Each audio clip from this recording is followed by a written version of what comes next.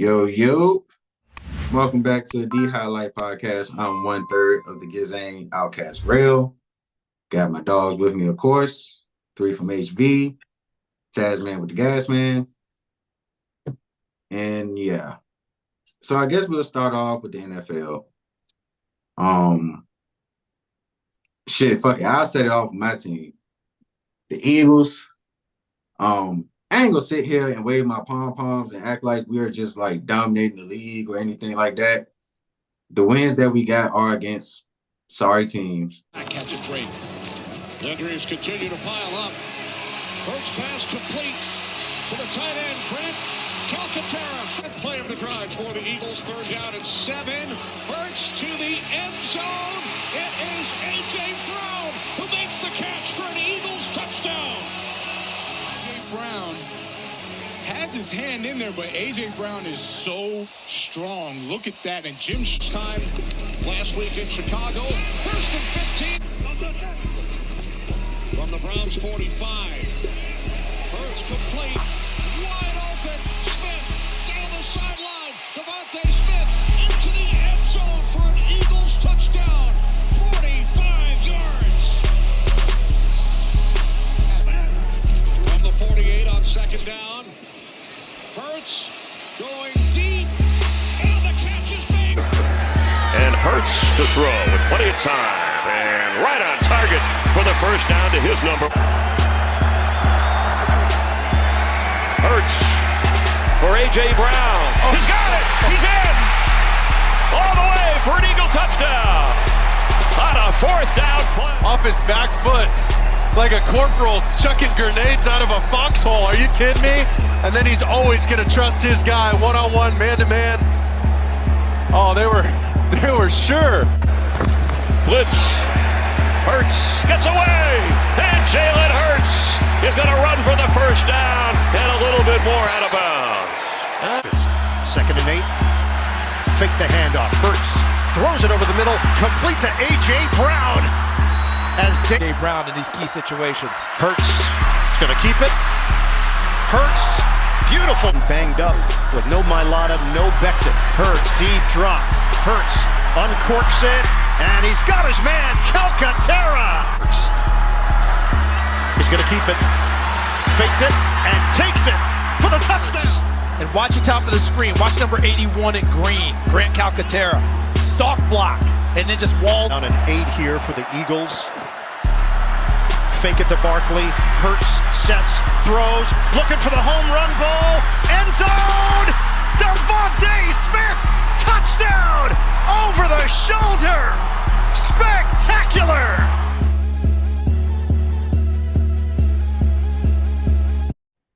But we looking like we back on track as far as offense. And I would say more so of the identity versus like the actual play. Like we are playing good, but I think we switched up the formula a little bit. You know, we've been running the ball more with Saquon. I ain't gonna say we running the ball more with Saquon. Of course, we go get Saquon the ball, but Jalen Hurts, to me, he's running the ball a little more and more each and every week. And if we can get him to be that dual threat, he ain't got to be Lamar. He ain't got to be Jaden Daniels. He ain't got to do all that. But if he can take those 1st down opportunities, where it's like, I don't know, 2 and 11 or something like that, no one's open. Everything's covered. Wide open lane right there. Boom, get like a good 7-8 yards or something like that. If he can add that back to his game, hey, man, I'm feeling good about Philadelphia. I'm feeling real good about Philadelphia.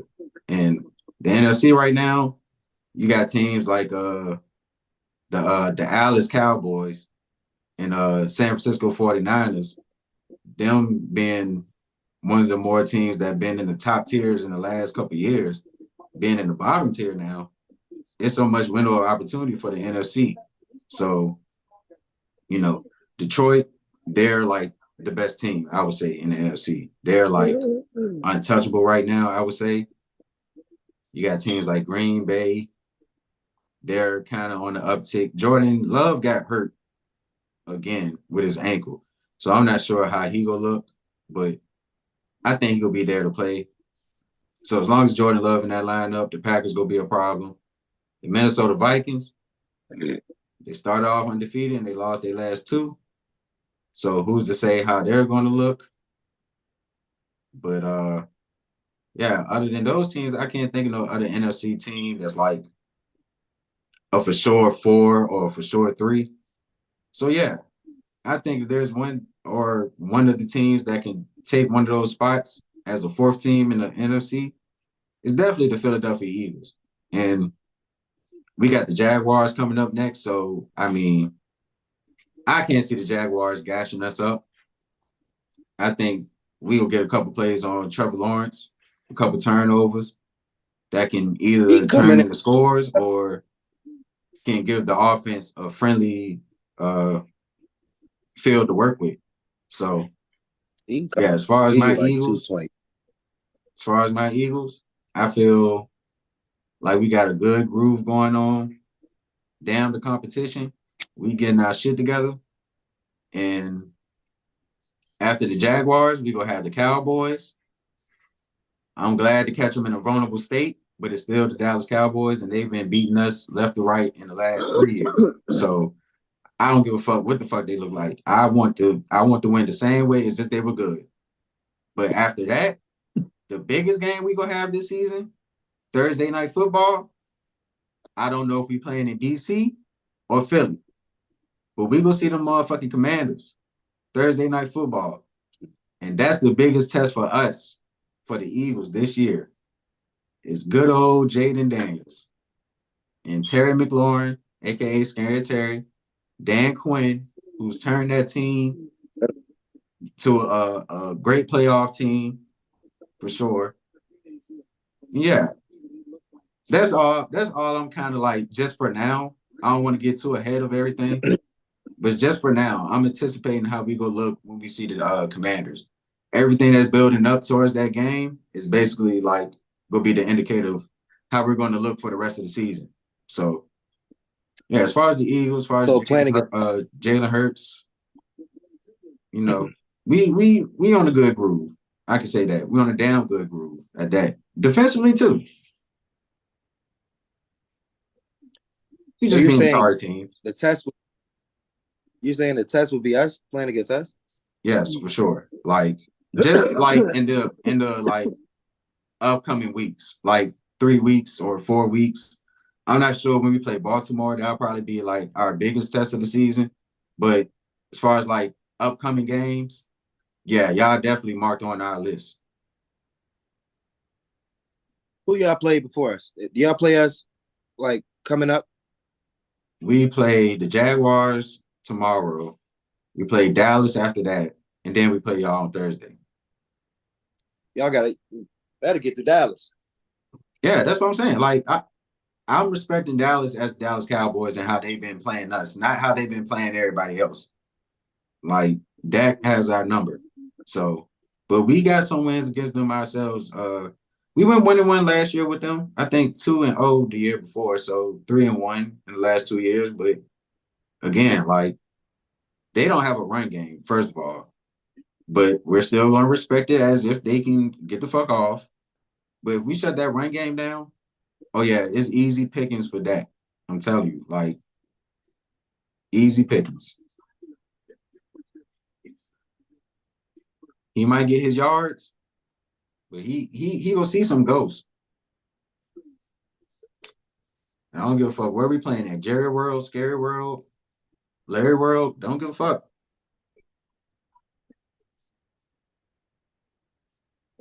But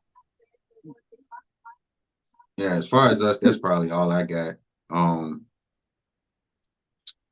If y'all want to chime in on y'all teams real quick, y'all can.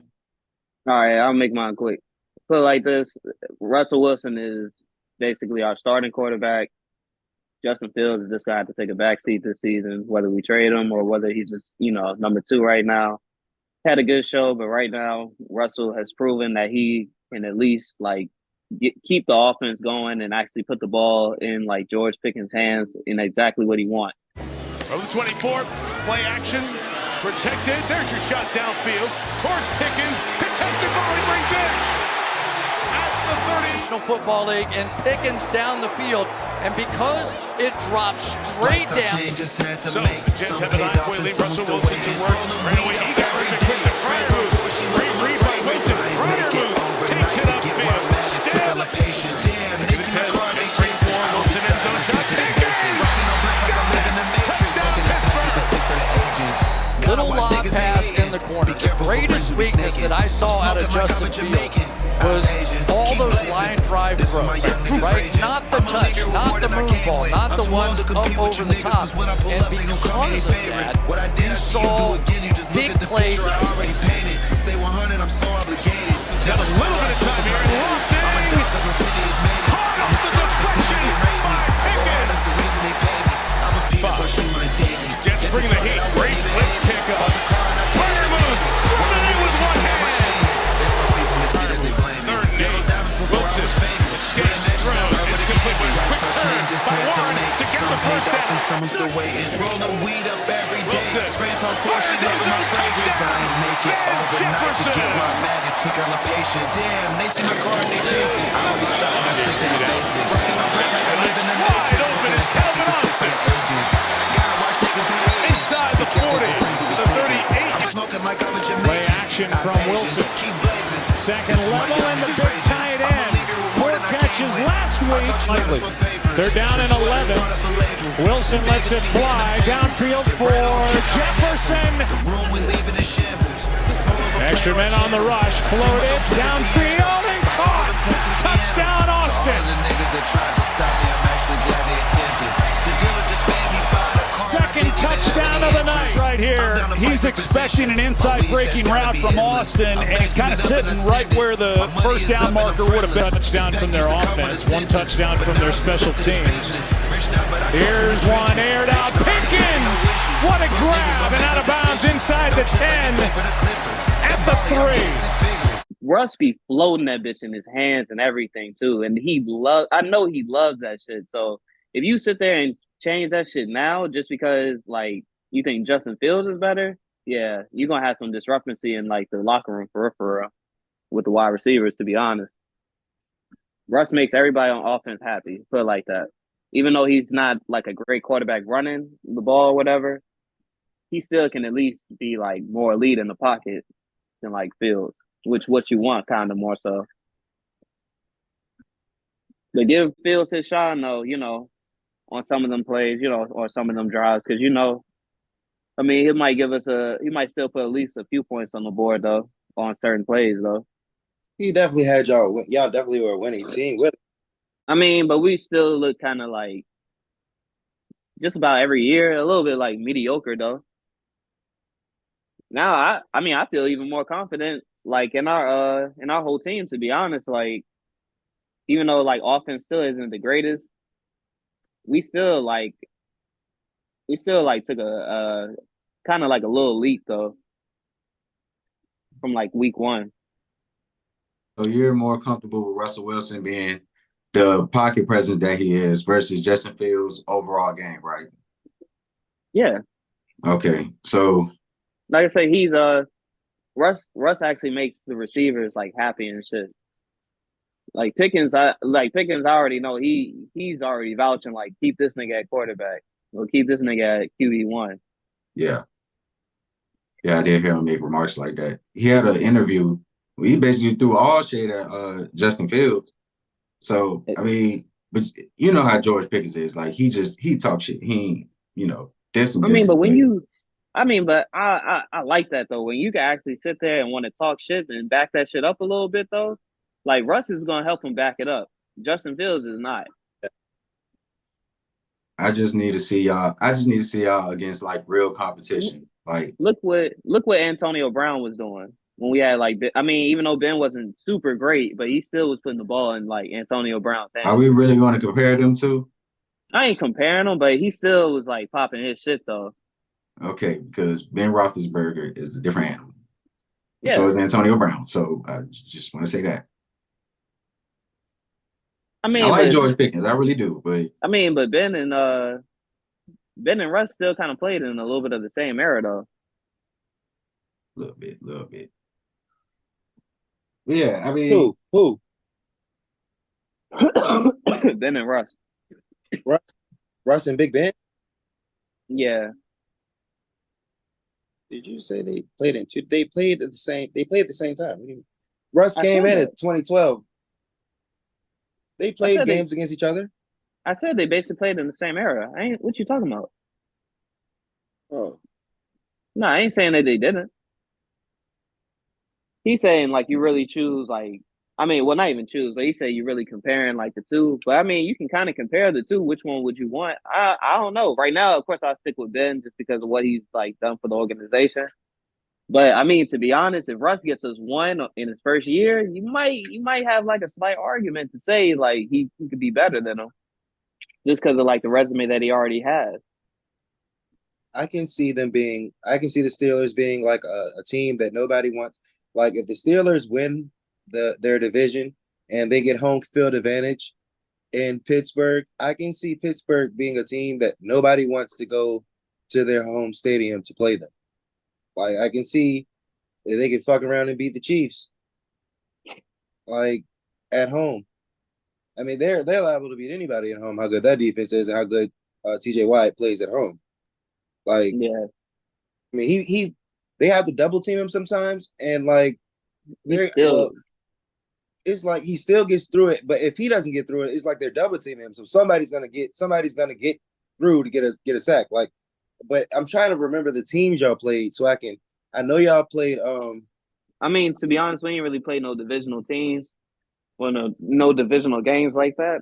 But y'all got 6 sacks against somebody. I want to say it was against Dak, but we still ended up losing that game.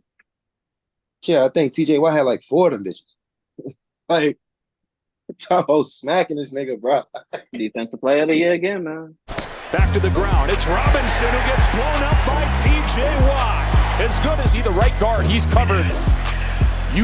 That's a reach block trying to get to the perimeter on that zone. 60 yards of offense for the Falcons since halftime. And Cousins is sacked. Guess who? TJ Watt putting an exclamation on this one. Eyes on the quarterback. McLaughlin, top of your picture. Nick's hard fake twice, and they get him. And off to Williams, and he's going backwards. Modern day, Lawrence Taylor-ish. And that gives him now 99 and a half sacks. TJ Watt in the middle at the moment yet again.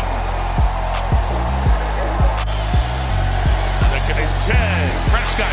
TJ Watt there with a flag. Do more than one thing. First, you set the edge if you're TJ Watt. Look at the right hand. A pure punch that knocks it out of the rookie's hands. In your territory. Had a great opening drive, but there's been a whole lot of that since. TJ Watt engulfs Madison. Guarantee you this is going to be one comment that comes out of this play. Guys, 89 plays off the block of Glaze and Bowers, and that wasn't a full punch, but he definitely took it. His arm to TJ just too quick. He won quickly, got back into throwing lanes. Second down and 10. Protection breaks down. Jones is sacked. TJ Watt. You'd like to say, hey, maybe you can get that ball out. Make it a 3rd and 10. Pressure off the edge. Watt returns the favor. 3 or 4 single opportunities to go after the quarterback when he's not getting double teamed. And Illuminor, who came into the game feeling that he was up to the challenge in the critical. I don't know how many times he's going to win that shit in a row, but I love how the Steelers defense, like traditionally, all the time they known for having a good defense. Like that's what keeps us in it, man. That's what always keeps us in it. I just need to see the comp. That's all. That's all I'm asking. I'm not trying to like doubt y'all or anything when you like really that. look at it, when you really look at it, all right. I'll agree against Washington that's going to be some comp right there. Yeah. But I ain't gonna hold you. Baltimore, I'm really not that scared of, to be honest. Because you want to know why? That's what I'm saying. But you want to know why though? Right. They have the worst pass. They have like the worst pass, deep passing defense in the league or something. My boy been watching Nightcap. You watch Nightcap? Nah. I mean, Oh, just other okay. people, All right. just hearing other people talk about shit for real, for real. I mean, I Okay. got a friend that talks. Well, that's a Baltimore Ravens fan too, though. Yeah, I was telling Winfrey about that. Yeah. My So I boy mean, been doing this work. I'm proud. nigga, but I mean, I told you, bro. Shit, they they got the worst passing defense in the league, bro. So it's like with Russ, this is why I say I got more trust in Russ more so than Fields. Because with Fields, all right, they might have a chance, but with Russ, I feel like we might just blow them niggas out the water if that's the case. Should we call Justin Fields Justin Field Goals? I By mean, this Because that's time back, basically what I'm hearing. yeah, by Philly, this time back, if he ain't got it already, then he ain't it. Yeah, that's what he is. I don't I even mean, believe you could give him another chance, like somewhere in like New Orleans, like New Orleans, and probably Cleveland's going to be in a very bad position in a minute. Cleveland's already in a bad position with quarterback. Maybe they can give him a chance. I mean, you And don't know. Jameis, I like Jameis, bro. I actually love Jameis Winston. Like when he gives his pregame speeches, bro, I'd be ready to run through a wall. and Like that's He's the just thing another. though. That's another He's just thing. They Prescott. lost. They lost against the Browns. they The did. Browns They against damn sure did. Jameis Winston. Jameis Winston. Hold on, Jalen. Jameis Winston has thrown 5,000 yards and 30 touchdowns one season. Don't do that. Jameis Winston I mean, I'm not is discrediting capable. him. I'm not discrediting him, but I'm just saying they lost against the Browns when they're supposed to And be 30. the top dogs in the AFC as usual. I mean, as supposedly in our division. But nah, I feel like the Steelers is actually gonna have it this year though. I can respect that. Actually believable to try to win that division, but it's gonna be tough. They ain't gonna be It's tough. gonna be. We got how many more weeks? For real, December And coming up. We you keep basically sleeping on, halfway through. Yeah. you Week keep on 9. the Bengals. We passed halfway. Keep sleeping on the Bengals because they having a slow creep. They gonna fuck around and goddamn awaken and fuck around, and they might win that division. It's I close. don't know. I think we did them in. If they would have They ain't beat out of us, it. maybe they would have had a chance, but This nigga talking about goddamn the Bengals. You must be out your they too motherfucker. damn bad. What you mean? You can't never count Joe Burrow out. You're tripping. You're casual if you count Joe Burrow out. I'm counting them out. I damn near Okay. want to count them out too. The Niggas season want is same this thing about season the ain't Jets. it. This Niggas season about to say ain't it. the same thing about the Jets. But watch what I'm telling you. The Jets, if they didn't pull one off, they're gonna start winning one game, then two They games. season not it. Okay. Watch. Jets, I don't want to They doubt the Jets too much because their team's just like an overload of talent, but it's all They about just Aaron got a new head Rodgers. coach bro. They just got a new head coach 3 weeks ago, bro. Yeah, but still, Aaron Rodgers.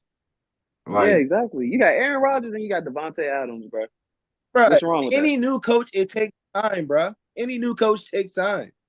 It shouldn't it take does. time. I'm just saying about Aaron Rodgers is like, I noticed that he's a statue now, which is like probably why he's not as prevalent as he's been in the past. But I mean, he's still can.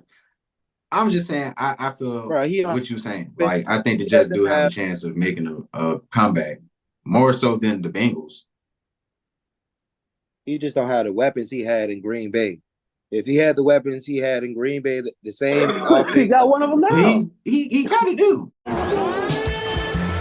Both go into the pattern.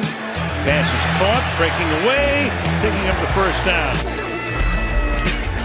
Play fake, pass, Adams, and Adams. 2nd and 12. Rodgers under pressure, throws one-handed, caught. Wilson, touchdown. Second and 10. Little flip here, Hall escapes the tackle, and another, and picks up a first down. And he thinks he was not, and they do. And Rodgers will throw it open. Four-man rush. Rodgers to the end zone. And Wilson, can he one-handed and stay in bounds? What a grab, though. One-handed. Oh, my gosh.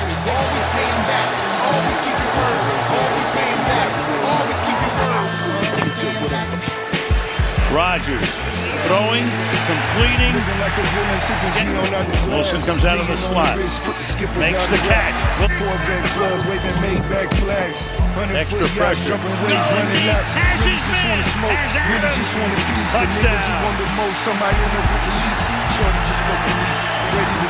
Remember, he hit him on a 4th and 1 on that stuttering go. This time he gets Peachtree one-on-one. Peachtree loses balance there, makes it easy for Adams, but I don't think he's going to be able to stay with him. Aaron Rodgers is exactly what he wanted, the coverage that he wanted, and there's the rhythm. I was going to say he got one of them, dude. He already got them. He got Lazard, Adams, Devontae Adams. You said who? Lazard is injury prone. Brees Hall fumbles too much. Them niggas is not it. They all right, though. But did you see Garrett Wilson? Yeah, Garrett Wilson is a spectacular. He's a spectacular. Catch of the year for sure. Yeah, niggas is trying to say it rival to one hand Odell jump, but I wouldn't say it's better, but it's up there because he caught it reverse. I get it. Odell still did it first, and he did it with 3 fingers. Yeah, true. I mean, Odell got my vote, but I feel what you're saying.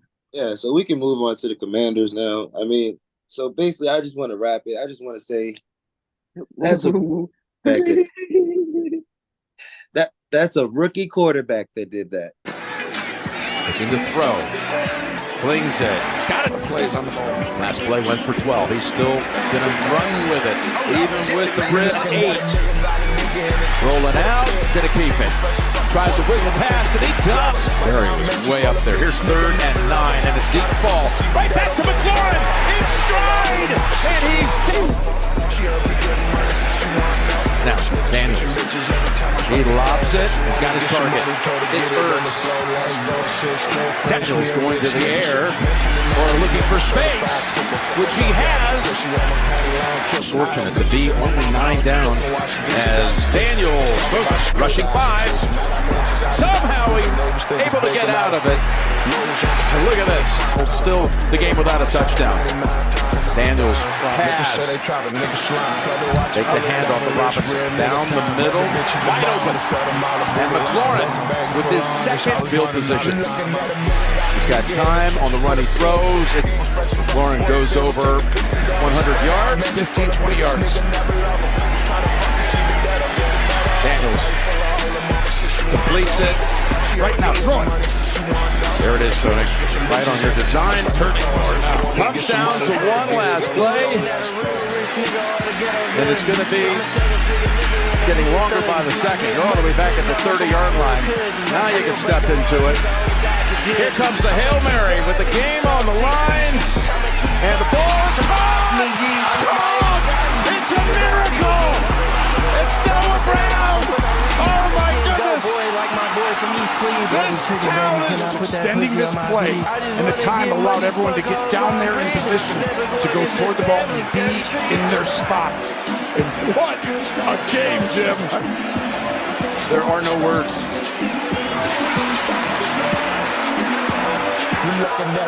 You're supposed to try and tip it behind you. See the guy in front and the one behind. In the end, off the tip, it's the easiest Hail Mary catch you'll ever see. Not easy. I ain't seen that. I haven't seen shit. Patrick Mahomes ain't even threw MVP. Hail Marys. MVP. Aaron Rodgers ain't even throw a Hail Mary his rookie season.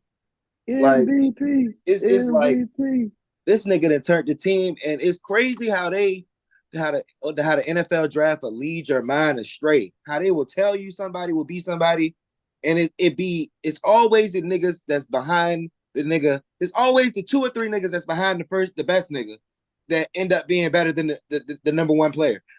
You can relate that to any sport, bro. Look at the NBA, and I ain't taking out what I'm saying. I'm just the example. Kevin Durant, Greg Oden. Rashad. I'm talking about the last pick. Ricochet, the last. Ricochet and Alex. Well, yeah, Ricochet is number 1. So I'll give you that as an example. It's players that were drafted after him that you can argue are probably better than him. I got something to say about him too, but we're gonna keep talking about this. That's just that draft. It could be plenty of other drafts if you can say that in. But it's like in the NFL, I feel like that's more right. I feel like there's more first round busts than there are like ones that actually. How about last year with CJ Stroud, Bryce Young? CJ Stroud was the number 1 pick? No, he was second.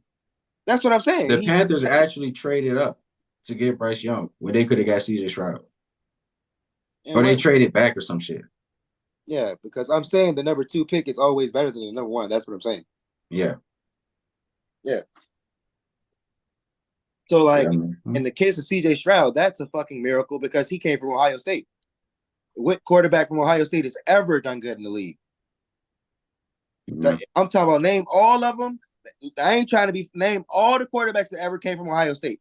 All the way back to Troy Brown, nigga. And all them niggas were sweet in college. All them niggas got drafted. And all them niggas suck. Troy Brown played for the Raiders. It was trash. Braxton Miller, who ended up being a wide receiver. Ended up turning into a wide receiver. Yeah. Trash. Ohio State produces trash. And that's the first quarterback from Ohio State.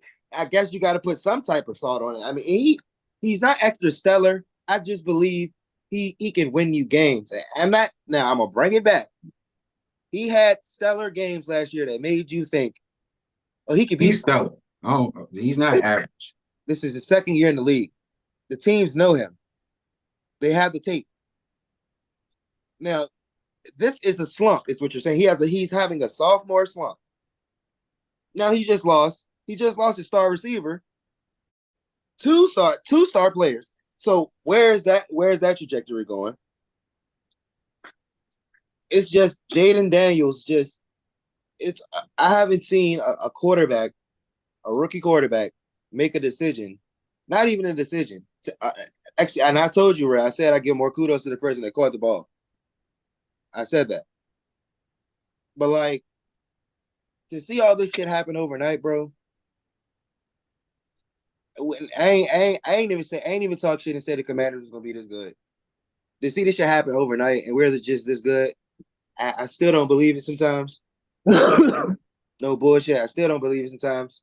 And I told you I was ready to flick the game off when I seen the Hail Mary happen. I just knew it won't happen. I just knew it was gonna be like every fucking Hail Mary that ever happened. Like, if it ain't Aaron Rodgers.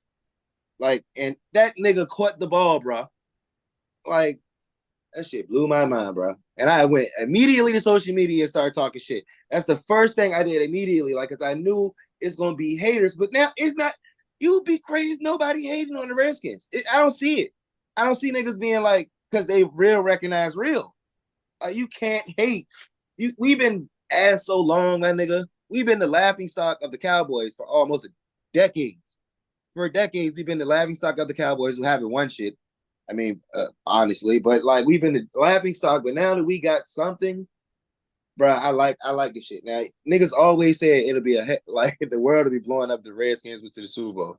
Well, it's actually looking like fucking we can go to the Super Bowl, and it's ready to be a fucking election Tuesday, bro. Would have very shortly been paying off debt. You know, we have $35 trillion in debt. And I'll never forget it. It was talking about from, the standpoint of being in office. I'm in the Oval Office, and I have John McLaughlin and Fabrizio, the two very good pollsters, probably, I don't know, I would say the two best, who knows, but very good pollsters. And we're starting to think about running for a second term. And we had the greatest economy in history. Never has there been an economy like And you this. attribute that to lowering taxes and tariffs. Two things. And also I cut regulations more than anybody else. We need to do to put the resources back into Social Security, but also expanding it. Because here's part of the problem with Social Security is that for our aging seniors, if they are a couple, for example, and one of the spouses passes, that cuts their Social Security benefits almost in half. So part of my plan is to reconfigure it so that that surviving spouse does not then have a crisis where they've already lost their loved one. But we also just have to understand on a macro level, we've got to require that billionaires and corporations pay their fair share, right? They can afford to. And that's part of what is the difference between me and Donald Trump. My plan is about tax cuts for small businesses, for working people, for middle-class people. 100 million Americans will benefit around tax cuts. It's like all that shit can line up. It's just a crazy ass year. P. Diddy got locked up. It's just shit that's happening. It's just happening in the world. Like, run for the books. It's one for the books. Shit just happening left and right that you wouldn't think is gonna happen. Like, oh no, bro. It's just extra stellar for me to feel like I've never had a quarterback. I have had this feeling since RG3. Like y'all teams have been winning. The Steelers and the Eagles have won Super Bowls in between, like my team being good. Like that's how long this has been. Eagles just won a fucking Super Bowl in 2017. Shoot. As far as the future, I got to deal with y'all bastards, man. Like the Cowboys started to wither away. Here comes Jaden Daniels, the savior of Chocolate City. This is my question to you. And you said the future, and I ain't gonna make it too long on football. Like, so I don't even think. All right, so with the trajectory of the league, what our division is, Jalen Hurts Jalen Hurts is the lock-in starter for the Eagles. He is the franchise quarterback. Oh, okay, so it's Jalen Hurts and Daniels. So so the Cowboys so pretty much the Cowboys and Giants are going to be rebuilding teams, pretty much. Pretty much, it was looking like. So it'd probably be just us two, bro. Yeah, and that's what I hate. I like when the division is a little more competitive, but now that y'all have again overnight just stamp y'all selves not as a division winner, as an NFC contender. Y'all are like a nuisance to us now. Like, and I give y'all respect because, like, again, real recognize real. Looking at Jaden Daniels just played the quarterback position. It's like, okay, he might run a little too much, just a little tad too much, but you can't be mad because it's scientific running. It's not like he's being reckless. Hell, if I got 15 yards staring at me, I can't take 12. I can't take 12. Now, getting down is his problem. Sometimes he try to finesse some shit, and again, he's working with some bad ribs. I don't know how bad it is, but they're a little tender. So he gonna have to calm down on some of them runs where he's trying to brush off a defender and trying to get a tag, couple yards. Some of them yards ain't worth fighting for. So yeah. Other than that, as he's learning to calm down, I guess, maybe not calm down, but as he's learning to make plays with the passing game, that's where you're like, oh my God, they got one because it's so refined. It's it's he's not super flashy. Again, I'm going to say this again because I said it before the season. I said it as the season progressed. He reminds me of a baby Randall Cunningham. And I'll sit back, spit up, design it slow. They hate to see a young nigga come up, another punk run up, he'll have to get his gun up, cause I ain't taking no shorts. Like a Newport for exploding the floor, like Jordan exploding on the hoop court. And I don't wanna be nothing like Mike, cause even Michael's like it's an itty bitty wet trifling. And when you in the spotlight, you get jock, right? But you're not tight, huh?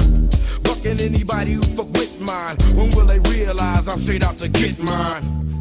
You gotta get yours, I gotta get mine. You gotta get yours, I gotta get mine. You gotta get yours, I gotta get mine. You gotta get yours, I gotta get mine. You gotta get yours, I gotta get mine. You gotta get yours, I gotta get mine. You gotta get yours, I gotta get mine. Get yours. I keep my mind on my money, money on my mind. Finger on the trigger, nigga, hand on my nine, smoking blunts of skunk, making holes of pumps and only underground funk bumping out of my trunk. Little life of a hustler, high till I die. Meeting bitches, getting riches, miss me with lies, picture me living out my life as a buster. I'd rather pop up a shot for my Glock and blast motherfuckers. I live a thug life, baby, I'm hopeless, choking on window, trying to keep my focus. Don't let that bullshit worry me. Fuck the fame, I'm true to the game till they bury me. God gave me game, so I'm hustling. Pour out some liquor for my niggas. Tupac is still struggling. My nigga Breed knew the time. Yeah. Whether it's rhyme or crime, nigga, I gotta get mine. I gotta get mine. You gotta get yours. I gotta get mine. You gotta get yours. I gotta get mine. But he's a little more. He's not as it's so crazy to say because he is, but he's not more of reckless. Like Randall Cunningham with Cam Newton some shit for a touchdown. You know what I mean? He would go and try to take on defenders for a whole fucking touchdown. Jaden Daniels can do that, but he's not like, that's not his mindset to crash out like that. Yeah. But Brandon Cunningham, he was solid in the pocket. Like, he wasn't no scrub in the pocket. It wasn't like he would go on the outside and try to make a play. He'll stay in the pocket and use his offensive line to protect and just move around a little bit to make a play. I see a lot of that in Jaden Daniels, but that's the impressive part. Some dual quarterbacks or dual threat quarterbacks, they either, if they do pass, if they don't get that first read that's just right there, they're going to go on the outside and try to make a throw, or they go just take off. Jaden Daniels, first read, okay, they ain't there. I'm back up a little bit. I'm gonna maneuver, but I'm still in the numbers. I ain't go past the numbers yet. I'm still in that line. Stay in it. Okay, Scary ain't open. Zach Ertz is open in the intermediate lane. Zach Ertz has been balling for y'all. Who else? Noah Brown has made his plays, of course, the Hail Mary or whatever, but even Noah Brown has been making plays for y'all. Of course, y'all running backs have been spectacular. Austin Eckler, Brian Robinson. I can't remember y'all wide receivers for shit, but y'all have been like, Damani Brown hasn't been playing like that, so I don't want to say him. Y'all got a white boy. He's been okay. But yeah, like other than that, yeah, Jaden Daniels as a quarterback, as a pure quarterback, is like textbook. No flaws. What bad throws have you seen from Jaden Daniels? Because I haven't. And that's the scary thing for me. Like, we have to worry about his throws, him just taking off. The boy got the whole package. Pause. But yeah, like, no flaws, no errors, and the IQ is there. It's not like he's even, the confidence is there, the swagger is there. Like, he definitely got poise. I like the poise. Like, it's like he's been there. It's like he's a seasoned vet.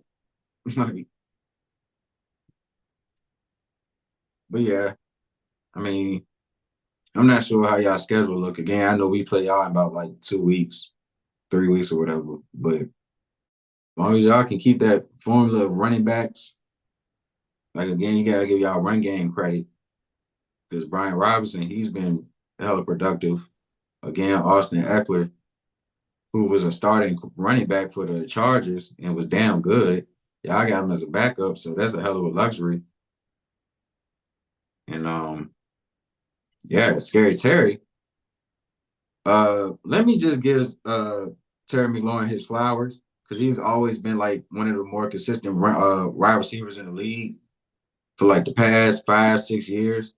But he's clearly having his best year now. Up there. Here's 3rd and 9 and a deep ball. Right back to McLaurin in stride. And he's down at about the 17-yard line. Play of Daniels' young career. Coming in game. Off of Robinson. Down the middle. Wide open. And McLaurin with his second catch of the game. And look at him. He's got time on the running throws. It's low. Is it caught? It was over 100 yards. Good protection here. McLaurin. He's got it. First and goal inside the 5. And they double Terry McLaurin, and yet he runs right past him. He just splits him. Cam Taylor-Britt gave up a big touchdown. Geno Stone was playing inside, and yet with the speed of McLaurin, he hits it deep. And here you got Terry McLaurin, who's coming into his vision.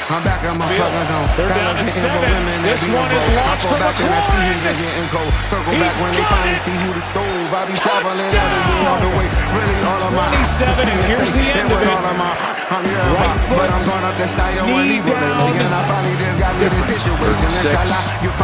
And McLaurin has another catch for a first down again. Mahomes, Josh Allen-esque type of, that's the difference. He looks over there and holds the defense. How about 9 for 9 on the year on 4th down? That zone, ever since late to fall off. That's a Ham's point about Manning lost 1 on the challenge. Mariano puts it in the right spot. Steps up, throws it downfield. It's complete. Talk at least once a week. Pass is caught by McLaurin. Out of the pocket, throws on the move. Connects with On the move. He hits McLaurin. First down. Talked a lot about it here so far early. It's not all just quick screen. His downfield accuracy. And it's good to see a wide receiver like that actually have a quarterback that can give him the ball, because he's made so many clutch receptions. And I'm talking about like 39, 40s, right down the outside. Just, it was a touchdown that y'all got. I think it was a game winner or something like that. Y'all only had like 10 players on the field, and the time was running out. And it was like, fuck it, snap the ball. Boom. Terry McLaurin, open, touchdown. Like, yeah, he's definitely been fucking balling the fuck out. So, yeah, I give y'all flowers for sure. But I'm telling you now, come week 8 or week 11, whenever the fuck we play y'all, them flowers getting fucking thrown away. All right, let's cook crack. Let's cook this crack. I don't got the schedule up no more. I was go again. The only game that I'm anticipating this week, I mean, of course, for my team, the Jaguars, I'm not gonna be super invested. I might fuck around and watch a couple more games. The Atlanta-Dallas game, that might be interesting. And that might be interesting for me for all the wrong reasons. But at the same time, it could be a game. Who the fuck knows? But yeah, that, us, the Lions and Packers game, that's probably the game I'm going to be watching for sure, like locked in on, because I want to see how the Lions look. Jameson Williams, he got suspended for PEDs for 2 games. So, I want to see how they look as far as like losing him a little bit, because I thought if he could get it together, he could be such another dynamic player for that team. And he is going to be a dynamic player for that team. But, all these distractions and suspensions, that's in the way of his consistency. So are they going to rely on Amar St. Brown to like really carry that team as far as passing yards? Sam Laporta hasn't really had the year you would hope he had, like he did last year, but he's still like one of the best tight ends in the league. So if they get him more involved, they might not miss a beat regardless. They just dropped 52 on somebody. Montgomery with the carry for the Lions, and Montgomery with a flag down. Looked like a face mask as Montgomery finally goes down at the team feed zone. First and goal, Montgomery breaks a tackle, churning for the end zone, and a Lions touchdown. And Gibbs will get the carry. Had a big week last week and turn it on the Jets on the sideline. On first down, Jahmyr Gibbs with an opening, and Gibbs with great speed down the sideline. Jahmyr Gibbs, one man to beat. He'll beat him. Touchdown.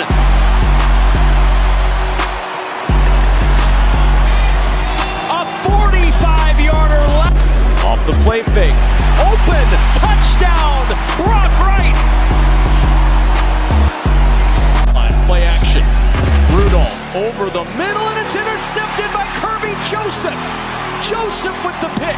Still on his feet inside the 15 and down near the 12. It's right in motion. Play action to the end zone. All alone. Amon-Ra St. Play action. Anzalone snows on top of Mason Rudolph. Gibbs with the carry, sprints to the outside, steps through 2 tackles and tipped motion. Toss play, Montgomery wants to throw to the end zone. There's the touchdown for Sam Laporta. Titans.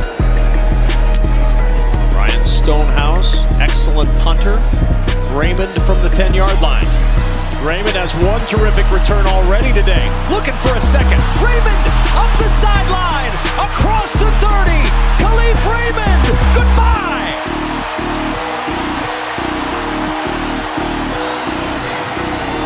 Given a short field all afternoon.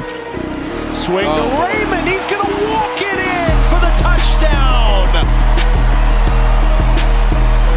Was it Tennessee or somebody like that?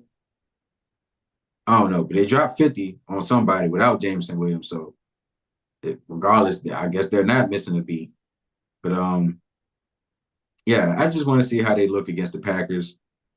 The Packers, I'm not sleeping on them at all because their offensive firepower is just like off the charts. But if their quarterback, Jordan Love, ain't healthy, then, they might start slipping in their division, let alone the NFC. Because then you got Minnesota. I mean, they lost 2, but who's to say they might fuck around, win the next 3, and make up for that. So, yeah, like I'm gonna tune into that Packers Lions game. They got the biggest implications for the NFC. So, yeah, that's probably it about NFL. Again, Patrick Mahomes, I do want to know, got DeAndre Hopkins. So if they can get that going, as far as MVPs, he might lock that shit up. Because if the numbers start coming with Patrick Mahomes, yeah, it's no discussion. There's no discussion. That's the only thing holding him back is that he's having a bad year for Patrick Mahomes standards. Undefeated. Here's Mahomes on a fake of his own. He's got time, and he lets it rip. Noah Gray wide open into San Francisco. Houston to start the drive by the Chiefs. Again, a 4-man rush. Mahomes zips it to Gray again. Wow. Pressure. Mahomes senses it. Steps away. Gets around Fred Warner. Oh, what a run. Now dances for a foul. He's still in bounds. Patrick Mahomes racing to the end zone, and he's out of bounds. 4th and goal. Mahomes gonna walk in. Touchdown. There's a penalty. Hold on. Hold on. You see the hold over on the left, but the feel, and again, very poor pass rush discipline. There's nothing you're going to do behind the quarterback. 3rd down here. Mahomes rolling out. P-Rod's wide open. Easy first down. Stays in bounds inside. Morris with the block. And he throws to P-Ryan. Way through. Great news for the Raiders. Spillane back in 2nd and 10. There he goes downfield. Watson. 3 tight ends. 3rd and goal. Mahomes caught. Touchdown. Kelsey, his first regular season touchdown reception. Going to expand, so that allows Kelsey to get to the inside. And 2nd down 10. Mahomes. And caught on a dive by Worthy at the 40. And Sproul out, 2nd down 10, Mahomes. And he's got it. Gets away from 1. Chased by 3. On the fly, he's got the first down. Brought down by 3rd down and 4. And throws caught. Genuflecting at the 25. Kelsey's 3rd down to Mahomes. On the move and downfield and caught by Kelsey. Mahomes. And caught by Worthy, touchdown. Mahomes' 2nd touchdown pass today. But yeah, we can you got anything else before we move on as far as NFL? I'm good. All right, for sure. We'll get into the NBA, I guess, but real quick, college football, we have not shown college football any type of love. Who ain't got go? Stop. Anything while y'all copy. To my bitches, not an option. All of my wits, they got deal with. The end goes inside, makes that block intercepted. She say all of you white copy. Incredible that Jaden Harris was got a burst on vert in the vert with the big mouth. In the scarlet and gray. It's impossible catch by 12. Brought that thing in. What a play. Since 2016, can't you tell? I can count it with E. I don't do good with cheese, do it worse like food. Count dog like food, got hoes. Fuck them hoes, get guap, that's real shit. Anywhere I go, yeah, you know I got a big nick. I smell a hater with this motherfucking 6. Got a verse on vert in the vert with the big rim. Since 2016, can't you tell? I can count it with E. I don't do good with cheese, do it worse like food. Count dog like food, got hoes. Fuck them hoes, get guap, that's real shit. Anywhere I go, yeah, you know I got a big nick. I smell a hater with this motherfucking 6. Got a verse on vert in the vert with the big rim. Who ain't got go? Stop. Anything while y'all copy. To my bitches, not an option. All of my wits, they got options. This ain't even new. Stop. She ride on that dick, do a stop. She say all of you white copy. I look at her like I'm shocked. Who ain't got go? Stop. Anything while y'all copy. To my bitches, not an option. All of my wits, they got options. This ain't even new. Stop. She ride on on and do a stop. Whoa, she say all of these boy cop. I look at her like I'm shocked. Tell me now what's a deposit to the shit that I just Pretty good position here, and he can put his hand up for a fair to the shit that I just better. Shout out my fans, in my head to be fans, Houston Cougars. Cause I got too much bands, this is one of the biggest references we have. Guess I make anthems. She let me hit before I spin, I use my damn thumb. You report assists, make look like shit, she slammed the fans. Fernando Mendoza, I don't give a fuck, say about me, I banned up. You get it to Jet, he's Singleton can do no wrong. Touchdown. How many times is this kid gonna do this year? Rid of the ball. Touchdown. A 58-yard. Who ain't got go? Stop. Anything one y'all got go. To my bitches now I all of my hoes they got hot This ain't new. Stop. She brought on and do a stop against press coverage. This was press coverage. College football has been good. I've been entertained by like Colorado, of course. Like they've been smoking shit. I don't know who they played today, but yeah, I'm probably try to tune in with them. Miami played Duke.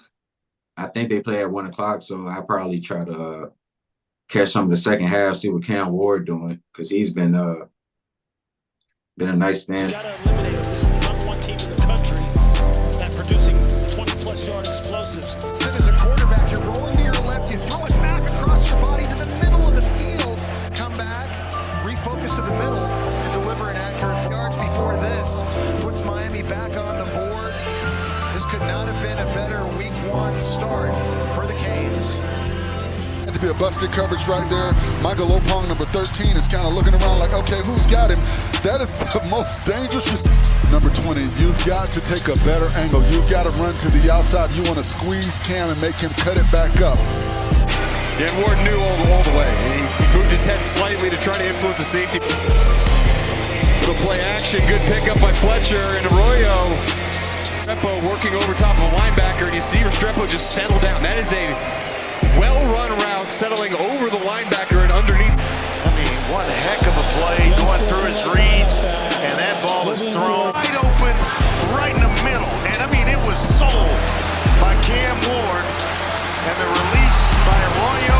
So captivated by his calmness and his ability to throw from the pocket that you forget he can do things like this when he pulls it down. He gets behind coverage, behind the second level of the defense, and as quickly as you can and with accuracy. Horton, the young redshirt sophomore, cleaning up. Now putting a little game pressure on the homestanding band. He loves his team's competitive spirit. Man, have they been showing it. I mean, it's just so impressive. You know, Cam Ward. He rode Martinez, pulled it out, and flipped it. The lefty put it right where it needs to be for Cam Ward. Good job by him selling it initially, just kind of walking the other way. Ohio State and Penn State playing, so that can go either way. That's 3 and 4. Penn State number 3, Ohio State number 4. So yeah, college football has been pretty decent.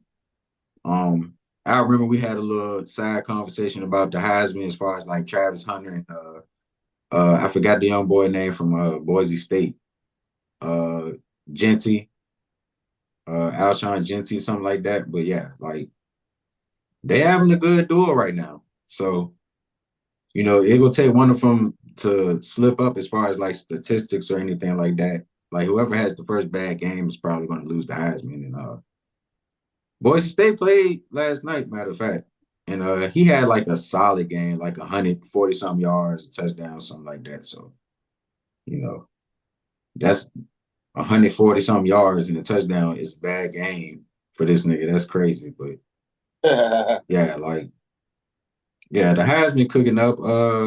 The quarterback from Oregon. 7 sacks. People harassing him all the time. Just a 3-man rush. He sees it and feels it. An excellent job by Cornelius.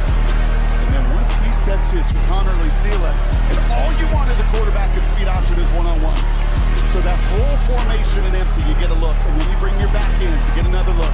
And once Gabriel sees your screen right into your living room on the shallow Dylan Gabriel sees through it. Great job adjusting to an inaccurate, stop the press is inaccurate throw. Team Gabriel Connerly does a great job. People. Very unique skill set, and they finally get him loose for a big play. That's 2 times now Denzel Burke, the best cover. He fights on the fake.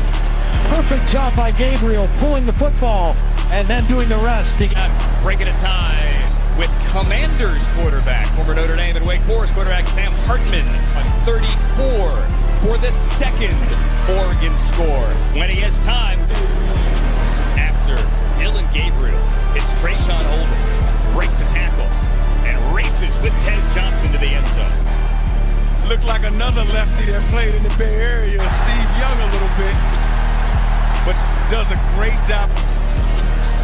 They've already started.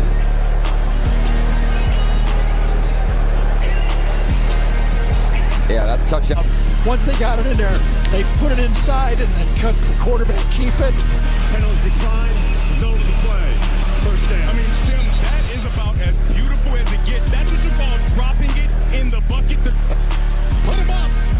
Yeah, they go on a naked bootleg, get outside, and that wide receiver slide, it allows for offensive to the backfield. My goodness, he was ready. Only the throw, but the catch from a running back. Yeah. I mean, just snatches that ball off the top of the head of the defender. Again, he making a good case for himself. I forgot his name, Dylan something. I'd be wanting to say Dylan Brooks, but because he played for Oregon. Didn't Dylan Brooks play for Oregon? Yeah. He was Oregon. And he was a menace too. But yeah, college football been popping. You know, we ain't talk about all the upsets with Georgia and Alabama. Alabama, how they fall from grace the way they did is kind of crazy. But yeah, like we can cover that a little more as the playoffs start to come up. But yeah, college football has been pretty decent, I would say. But all right, NBA talk. So I'm gonna let y'all pick where y'all want to start first because there's plenty of directions to go. So what's on y'all mind? What are y'all feeling about as far as like the beginning of the NBA? It's a great start. It's a great start to the NBA season right now. You said it's a great start? Yeah, it's a great start. Okay. Not for certain teams, but just to kind of like, shake it up a little bit. I mean, you see Denver ain't playing too well. You see Charlotte actually having like a little bit of a better season. Detroit, even though they ain't really winning games like that, they haven't won one game, I believe. I'll say they more disciplined now. With at least like what you call it? JB Bigstaff. Yeah, JB Bigstaff. He talking about they can't wear hoodies in practice. That's what fucked up the season. Everything was going good till he said that shit. I do want to mention Doc Rivers is fucking trash. And they should have never. Doc Rivers Jr. Yes, and the fact that they got them both working with each other is insane. Adrian looks like looking like two soggy McNuggets. Like Adrian Griffin is sitting there cheesing his fucking ass off right now, saying I did better than this nigga, and y'all got rid of me for him. Cheesing with the cheese too. And y'all still, I was already saying, still paying me. Feeling like $1 million because boy, I just got paid. Would it ever be something like he could come back or something? Like they fire Doc Rivers and bring him back, or you think that's just like too much? No, that's too much because by that time, I mean, maybe if Giannis gone. Maybe. Yeah, maybe if Giannis gone. Because Giannis is really the one who got him fired. The nigga told him the truth. Bro, your brother fucking suck. I can't play this nigga. Okay. You say you can't play? Okay. Get them All off the team. All I know is Giannis is probably about to leave. Dame might actually get his wish and go to the Heat. Might play a little bit better. But as far as now, I don't know if I can see Dame winning the championship unless he gets in the right situation. But I don't see it happening with this Bucks squad at all. it's like, where did it go wrong? Like, where did the morale fail? Because it's like the two top players are like solid people, I would say, or are they solid? Like, Dame a real nigga, but with Giannis, is it Giannis? Is it really Giannis? Is Giannis leadership the problem in all of this? Because I don't like how he sat by himself. And I know he was getting off. He probably was like, man, I need some fucking help. But, maybe because his brother isn't there to comfort him, give him back rubs and shit. He was like by himself, like sitting by himself, just looking like, what the fuck? Like, and then he making these comments. It might be the leadership though, because we heard that he didn't even practice with Dame over the summer. Like, yeah, it's another red flag. Why, if you the leader of this team, why did you not hit this man up saying, look, we need to get in that gym so then we can figure out how to win this shit? It's like he's just trying to kick himself out now. He just want to go ahead and swerve out of the Milwaukee. Yeah. Like he basically put the ball in their court and it's like, I'm gonna do me. I'm gonna be me. But if y'all ain't got shit to make things better, then I'm gone. Because clearly I'm not the problem if I'm producing as like the best player in the league, possibly. Man, he about to do. And that's an accountability issue. He about to do what everybody think he about to do, man. About to sit there and hit up stuff like what I got to do to get in Golden State.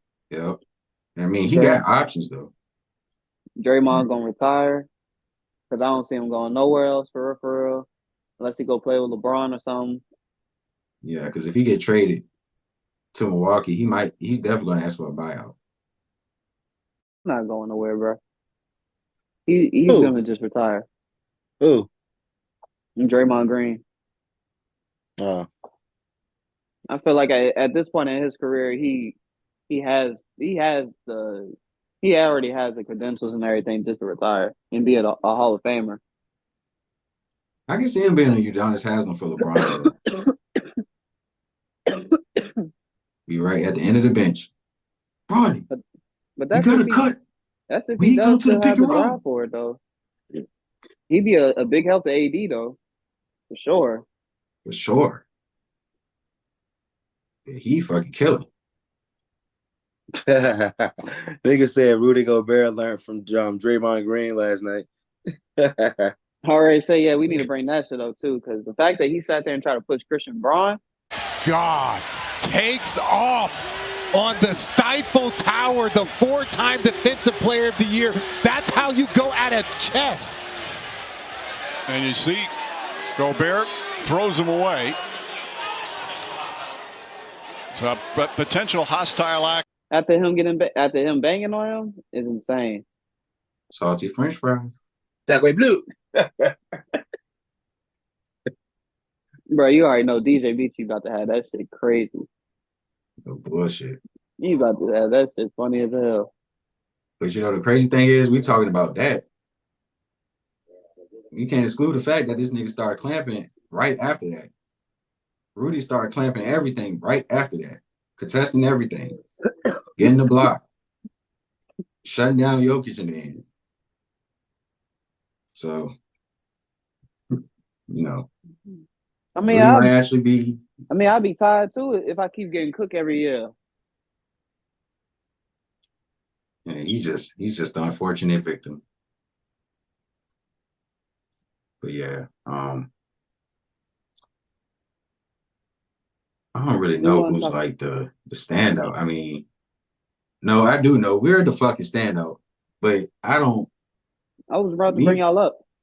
Me personally, though, we're not playing like we only played Denver. Like that's the only team I can really say like we had a standout victory against. Other than that, we played Portland last night. Played the Hawks. We played the Bulls. Who the fuck else would we play? I mean, because it looked like, to be honest, I was gonna say it looked like Chet having like the same kind of year at the beginning that he did last season. That's why I was. He played a little different than that. I mean, like I said, at the beginning of the year, he was balling out. That's why I said. I mean, he's balling out right now, but I want to see if he's actually going to sustain that, though. See, this is why I say it's a little different. just a little different. I get you saying he balling out, whatever, but from last year, what I seen was like more so of a jump shooting type of Chet. Like he was relying on his jumpers. Like he was getting looks because people didn't really know how to play him. Him being a center, most of the centers that was matched up against him, they had a problem trying to contain his shots. So teams didn't really know what to do with that. So he was basically getting a lot of open looks because he's a stretch five. And plus you're playing with Shea, you're playing with Dub, guys that can get to the rim and get you those open opportunities. Chet was basically working with free money being a jump shooter. I think the difference now is that, yeah, it might don't look like it, but he's definitely got stronger. And what he's doing as far as like getting the ball in the same scenarios, Chet or Shea get into the paint, draw two. He open in the perimeter. He hasn't been hitting his threes like that. But in the midst of him not hitting his threes, he'll get a little pump fake, a little jab step, boom, beat the defender off the dribble. Like, first of all, he facing the closeout. So he already got an advantage, especially if a center's guarding him. Yeah, a center closing out on Chet, he already go get that first step off. When he get to the paint, he's finishing them shots. Like, he's starting to get him and ones and just a couple evasive finishes. Like, he's not getting super walled up in the paint. Like, he's actually converting. So I would say that's probably the difference. Like, if he's more efficient in anything, it's him finishing. And that's the biggest thing, because if we can get free money with Chet, then yeah, he can lead the game with 20 while Jalen Williams and Shea get their numbers. Like, so as far as Chet, the motherfucker basically just got smarter and stronger from what I'm seeing. I don't know about the stronger part. Smarter maybe, but the stronger part, nah. Like you said, y'all haven't played nobody, so the only people Did you see what he did to Jokic? Mitchell, swing it, Holmgren, nice touch. And when he came in to this team, he just tried to fit in. He didn't try to take over. That's a bucket and a passer a lot. Holmgren right to the rack. And Holmgren going back to the free throw line. Class all the way. Holmgren, 63-56. Thunder in front, just over 2 minutes gone by here in the third. And he's got Murray, his countryman, and he's got so many moves. Holmgren leans and scores there by Wallace. Porter denied. Holmgren goes him at the rim. It's his second block tonight. They want to look at themselves in the mirror. Another block. Chet Holmgren, the long arm of the law. That's a man's jam for Holmgren. End to end. Holmgren's a highlight reel. Not too much. Oh boy, you might want to look at that. I'll check it out, but still though. Jokic is the man hella right and now. ones. He had Jokic dancing the whole night. No I threes. mean, Jokic is not a defensive player anyway, though. Yeah, but still, okay. All them other niggas was getting it too. Michael Porter, Aaron Gordon.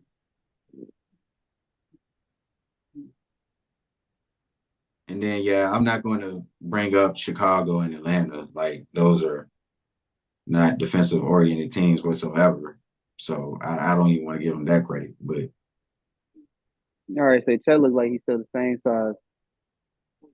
I mean, that's what I'm saying. You can look the same, but if you're in the weight room getting stronger, like, there's a thing called wiry strength. We're going to see this season, bro. Who y'all play next? See, shoot. I don't even know. Oh, you know who else we beat?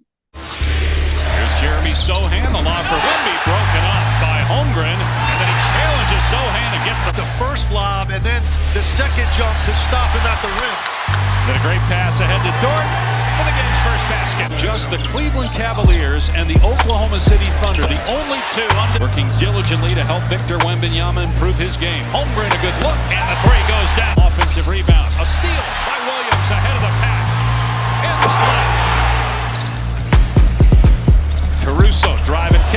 Gilgis Alexander, another three. That one goes. Driving. Wallace on the step back from straight on. Holmgren in transition with the slow. Defense by Zach Collins at the front of the rim. So your defense playing to this kind of energy gives you. Started about a third of the games a year ago. Holmgren spinning and shooting and hitting over 19 points per game last year. And again, Victor Wembanyama has not reemerged. Big start there when a team had a lot of success in the regular season. Trailer three, Holmgren. It's good. Four. Here's Dort for three. That one goes down. That's and then getting swarmed by three guys when it goes in. He's bottled up right now. Chet more off step.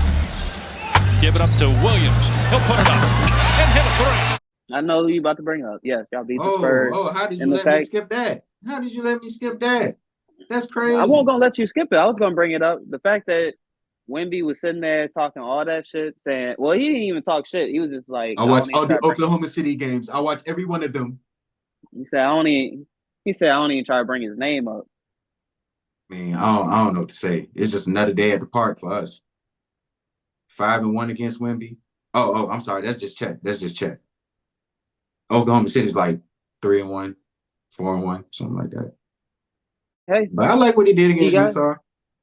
I mean, low key, you can't make up excuses because he was the one that was supposed to show up in that game. He had the talent to be honest, just to kind of like beat y'all. And I feel like when y'all play them again, they're gonna get their numbers on y'all. It's just the fact that Wemby didn't have his game. That nigga only had what, like 14 or some shit like that. Come on, Rob. You know it's not no damn 14. Or lower than that. I mean, I don't know. I mean, for real, cut that bitch in half. It's a lot of games. -1. Like I said, it's a lot of games that this nigga just goddamn was not even lost. He just hasn't like clicked or anything. That's basically. But again, against Utah, he had at least like 28. He might have had 30. Just let him go right now. Normally he's going to call a timeout right now. Wemby switches. Wemby pulling up again. Oh, he's putting back-to-back threes. Wemby's feeling it in the corner. Trying to go by CP3 off to Kessler. To the rim. Clarkson lost it as Kessler, one of the best defenders in the NBA, but so is Wemby. Lobbing it up, and there's the spooky lob. Chris Paul comes off that screen from Victor.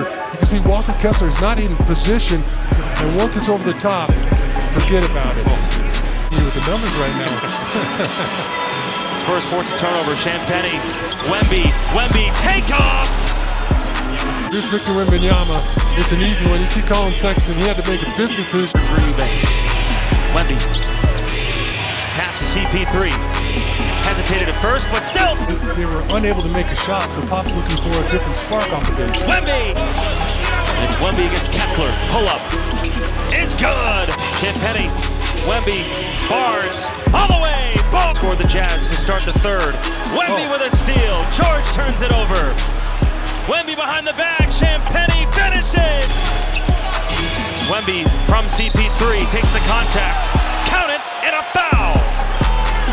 Out there looking to get a jump shot, and they're going to call timeout and they're going to challenge it. Well, Will Hardy was successful on his first challenge in the first half as Wemby. Collins, Wemby! It's the handoff. Went to pass it to Collins, but Wemby was there. Here comes Sohan. Sohan up to the rookie. Castle, Castle! But I like it still. Dishing, Wemby, pump fake, passing to Chris Paul. And he puts in Sexton. Wemby! And he tries to go to the opposite side of the glass, and that was close too. It's 9 rebounds, 7 assists, 5 steals. And he put in another 3! But I expected that. I remember you were saying like he do to have those 5-5-5-5-5 games and stuff like that. He had that 5 steals, 5 blocks, 5 assists, 10 rebounds, something like that. Yeah. And he like 4 away from breaking the Kings record or something like that. So, which he probably might do this season. They said it was only 23. 23 are a low number basically of times where it was like a 5-5 game, and they said Wemby has 2 of them already, and this is his second season. So just imagine going forward where he's having like probably 3 or 4 of them bitches in one season. Yeah. And that's just great. I ain't yeah. thought about That's crazy. That basically meant he won the whole game by himself, damn man. Helping out with the assists, helping out with the blocks on defense. Shit, scoring for sure. I mean, let's not act like we haven't seen somebody like we haven't seen LeBron do this his whole career. But we haven't seen nobody like 7 He foot. really haven't though. In that specific category, we haven't I'm seen not sure nobody how 7 much foot. LeBron got. We haven't seen nobody 7 foot do this. Hakeem Olajuwon has the most though. He has 6. Shit, and I mean, Wemby gonna break that easily. Yeah, I'm just saying. As far as seeing somebody do it, He got 2 now. Think about it if he just keep going with like another one each season. And I mean, at least like one each season. He'd be past him by his 7th season. yeah, No, I don't think. I think voter fatigue is a thing. But do you think the NBA is going to allow voter fatigue for Wembanyama? Yeah, when like in the next 5 years, like when like a new narrative comes along of somebody you can't deny. But who can that? Cooper? Is Cooper that thorough? I mean, he damn near is, but is he that thorough to deny Wemby? Nah, because Wemby is inevitable. Exactly. That's what I'm saying. Like the hype machine is so strong. I feel like they're gonna like cater towards that for the next 15 years. Like he's going to be the face of the NBA just because of his uniqueness. So I mean, maybe Anthony Edwards, but god damn it, they asked Anthony Edwards, it was like, how do you feel about people saying that you take too many threes? Man, what would you say to somebody who said you're shooting too many threes? Fuck them. Simple, yeah. This nigga looked at the camera, he was like, fuck him. Nigga started busting out laughing. I mean, what else you want that man to say? Like, I'm just saying, like, as far as him being the face of the NBA, like, Adam Silver gonna be like, you goddamn tone down a little bit, Anthony. Like, just a little bit, buddy. It's a 3-driven league right now. And shit, he guaranteed to sit there and hit at least like 4 of them bitches on there for you. Because you see on FanDuel, this nigga is at 3.5. Like 3.5. Every fucking day. Well, every time they play, he's at 3.5. Yeah. And he had league in attempts. He had that one game, or probably the game of the night or the night before, where he had basically like 5 of them bitches or 4 of them already in the first quarters. Randall up ahead. Edwards one-on-one with Thompson. Makes his move. Oh, that's crafty! No matter how rich I get, I'm still like a hood. Pull up top. It's lethal from Edwards off the glass. Talked about from Gafford offensively tonight. He's rolling, he's rebounding. No, Edwards and Randall on the same page. Hot hand. Yes, sir! These guys are great creators. Edwards. Anthony Edwards. Bullseye. He just gets space on his pick and roll. Lively back in the drop. Shooting struggle from last night. Anthony Edwards is putting on an offensive exhibition. Run out for DiVincenzo. Goes behind the back with the razzle-dazzle dribble. Edwards. Marshall defending Edwards. Gobert the screen. Edwards. Oh, this is ridiculous! Anthony Edwards. Yep. 21 the first quarter against Dallas. Yeah. I'm like, bruh. Any other time, I think I did take him on that ticket, though. Matter of fact, Luka's the one that sold me. So, how do you feel about the Celtics? Like, are we? Because first of all, I'm patting my motherfucking self on the back because I've been looking at ESPN and all these motherfucking shows talking about the Celtics. Oh, the Celtics. Oh, they got disrespected. Jason Tatum, he didn't play in the Olympics, and Jaylen Brown, he's blah blah blah. And I was saying the whole time, like, those narratives that they're getting driven by, those are going to come to validity because they're coming off a championship, but they're getting disrespected. Like, we don't see too much of that. And everybody's now saying that. Now, they did take a L against Indiana. Halliburton finds Jackson. 3-pass in transition. And the pace. And his favorite thing to do is to get a catch. He just caught Jalen Brown. From Obi Toppin with the 3. You're watching the Pacers on FanDuel Sports. What the Celtics can do about that. Really nice move. See White, one of the leading guards, got his mind made up. The Pacers doing a terrific job. No question about the contact. Great job by Mathurin. Just did what the Pacers are doing, just trying to get him to move. Oops. Change directions on him. Oops. Let's see, it's a lot of real action and activity. Pow! Right there. Give it back to him. Ooh, you got to take that one. Here's Halliburton for 3. Count it! So they ran it with Siakam. Siakam, a 3. Siakam hits the 3! 6 1/10. Pacers. Of course, they're going to take their L's. Still, I think Boston, specifically Jason Tatum, he's going to be, I guess this is going to be my take. Jason Tatum's going to be a top 2 player this year in the NBA, and he's probably going to win MVP. Jason Tatum. Jason Tatum. Jason Tatum is probably my MVP vote. Now, I'm going to reserve a little bit of that. It's early in the season. But I'm just saying, even now, who can you pick over Jason Tatum as far as MVP? Anthony Davis. Oh, what was the question? Maybe AD. I can give you that. No, they're sitting outside the sideboard. Running little teardrop that he has, that's really a little way up on the top. No way. He could get back, set up the draw. That's a good one, too.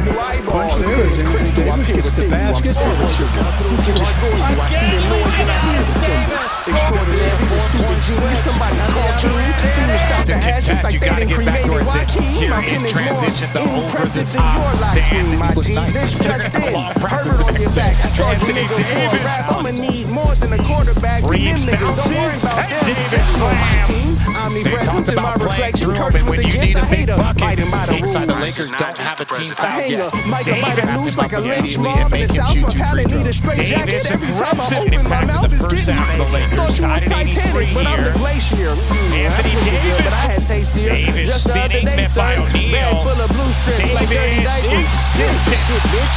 If I Off had the a steal. dream, my only Davis wish to would the be rim. Liam and Genie. They getting jittery when they in the vicinity with Jittery. You grow a money tree, then it gets shadier. The foundation gets shakier. You remember what happened to the savior? This should only get jazzier.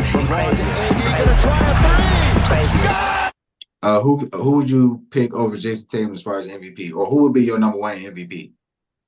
Or 2, 3, whatever. And I'll agree AD probably could get a nod. Because I'll say, who have the Lakers beat? Y'all beat the Suns. Y'all beat the Timberwolves.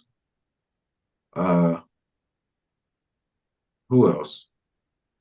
Y'all beat somebody just not too long ago. I forgot. Toronto. We beat the Raptors last night. Yeah, and then y'all lost to the Suns. I think that's the only games y'all played. But yeah, that's good competition. I mean, Minnesota and who the fuck I just said? The Suns. Y'all gave the Suns their only L. So hey, that's AD has a chance himself. Okay. So I can dig that. I feel that. I said this season might be that year where y'all actually have Denver's number again. Like I feel like y'all actually would beat them more so than like losing to these niggas. Yeah, Jamal Murray got to tighten up, man. I don't know what the fuck. The 2-man game not looking like a. And I would say, and of course, I know niggas will be like, well, you just being fucking biased. You just want to get this nigga excuse. I think that is the biggest excuse. I mean, the biggest reason why Denver has been suffering versus Russell Westbrook just being completely ass. Do you hear what I'm saying? Russ has been ass. Last night he was. Bro, turning the ball over. Now, I know you seen him with the clutch plays he had when Jamal Murray was out the game. Even though he was missing every fucking thing. He did get a bucket late. He got a clutch bucket late. Had a couple passes, had a block, a steal. He had some clutch plays, but overall, he was fucking ass. Overall, the whole year he's been ass. I don't really care too much about that game in Brooklyn, even though that was a good little game, like 22, something like that. But yeah, like that is a problem, but that's not the problem, is what I'm saying. And he's trying to hype that shit up. And as far as the Lakers and Nuggets, damn, this y'all best shot. But I just gotta see it, goddamn it. I just gotta see it.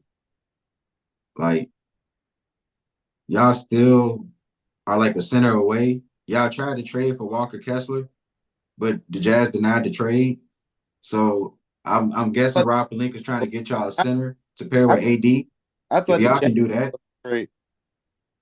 You said what? I thought the Jazz proposed that trade. No. The Lakers tried to get for D'Lo. And they said hell no. But yeah. If y'all trying to get a center, even if it's just fucking Andre Drummond or whoever the fuck, like a center that can man the paint and let AD take some breaks as far as like playing help defense or something like that, just letting them roam, then that could definitely be a very successful way to beat Denver as far as like getting the monkey off y'all back, not just being competitive, but like really beating the shit out of them. So I can see that. But if y'all go just stay small ball, it's just gonna have to be Anthony Davis masterpiece after masterpiece, which I think the biggest thing for AD is that three is looking money. Now, if you can get Anthony Davis hitting that three ball like he was doing in 2020, then that's a whole different animal.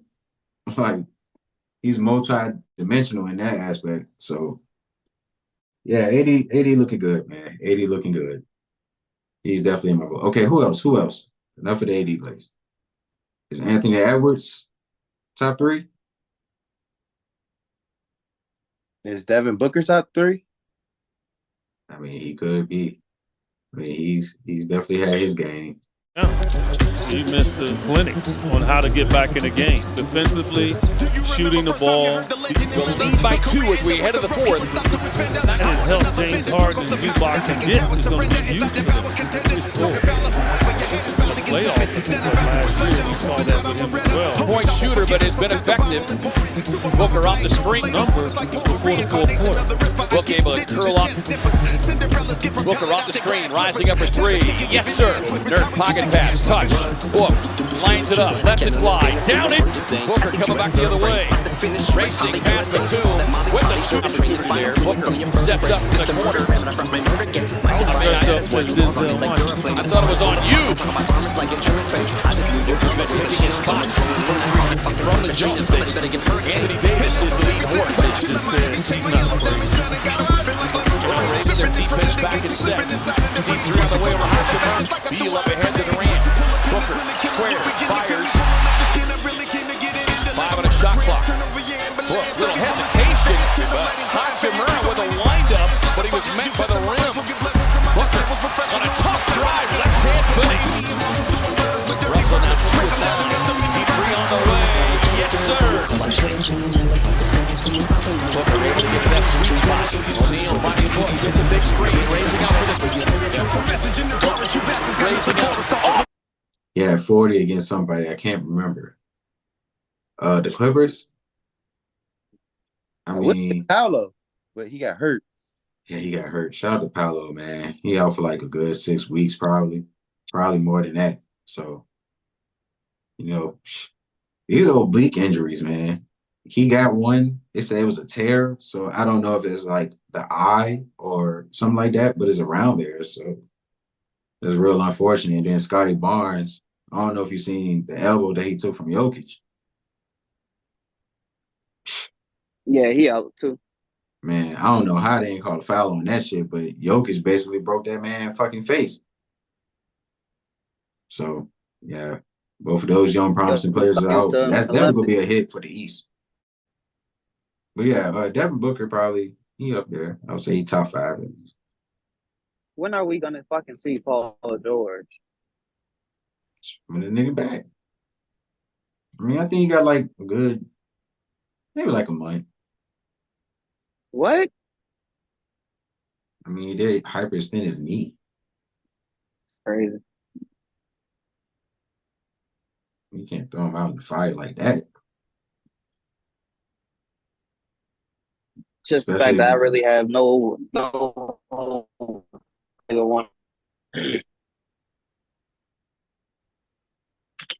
I'm not going. I don't know. I mean, I think if he come back healthy, he's going to be a decent player. Like, not even decent. I think he's going to be damn near all-star player. So, I mean, if you think a hyperextended knee is going to hold him back, I guess, but I don't know. I wouldn't sleep too much on Paul George. It's more so Embiid, if anything. That's the nigga you need to be asking, what the fuck is you going to see?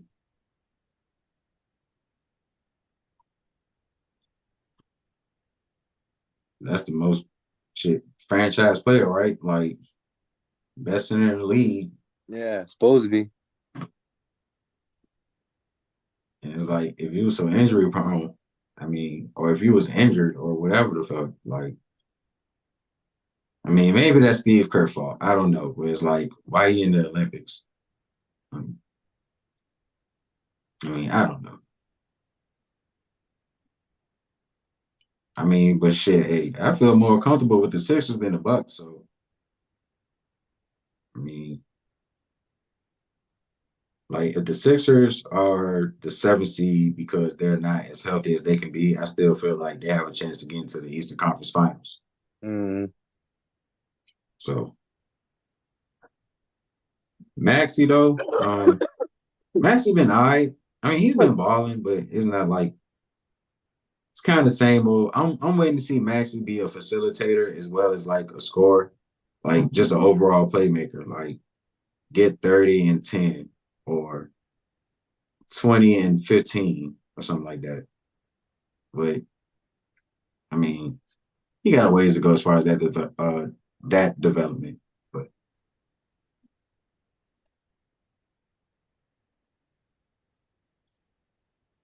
I don't know.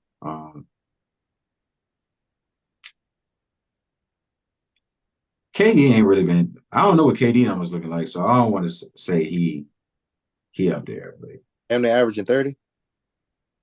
Well, shit, maybe he is up there. I mean, I guess whoever averaging more for the Suns is probably the top candidate for like early MVP. But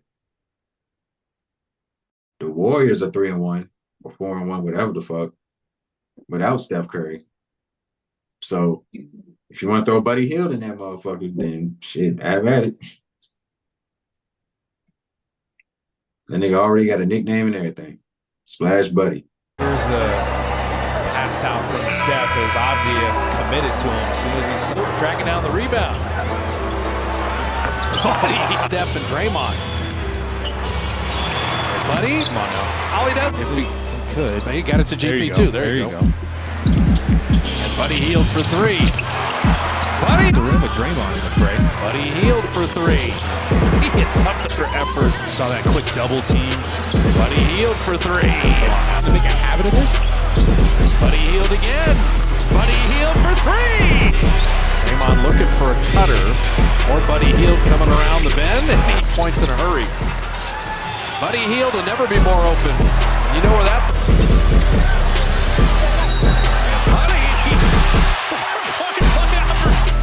Green, outside Hield, and a 3. That's how they have 17 shots. See if Buddy Hield can get going. 3. There you go. The third corner. Hield, 3. Score! Golden State 40-28 over the Pelicans. Here's a 3 by Hield. Here's a zone here by New Orleans. Hield! Look at this. Waters on the side. Good. Hield, 19 fourth-quarter points. He is 6 of 6. 3.3 to work with. Buddy Hield, good look to end the half. Got it! The Warriors play beat the clock.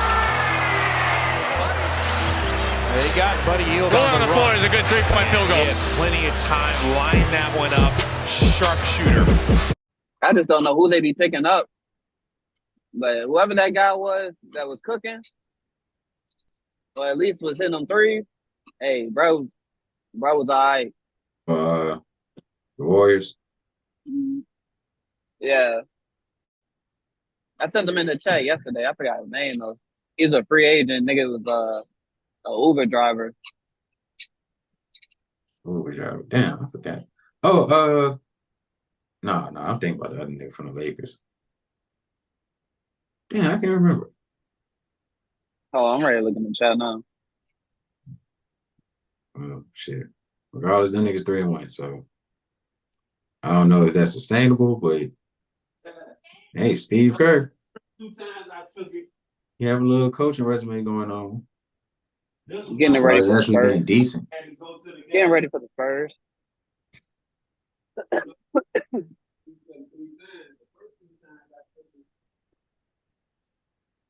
Yeah, as far as the NBA though, I'm not sure who's the next coming games as far as the top teams. I don't feel like looking at the schedule. You said Draymond gonna have less than 10 technicals this season. Shit. In 82 games? You shitting me.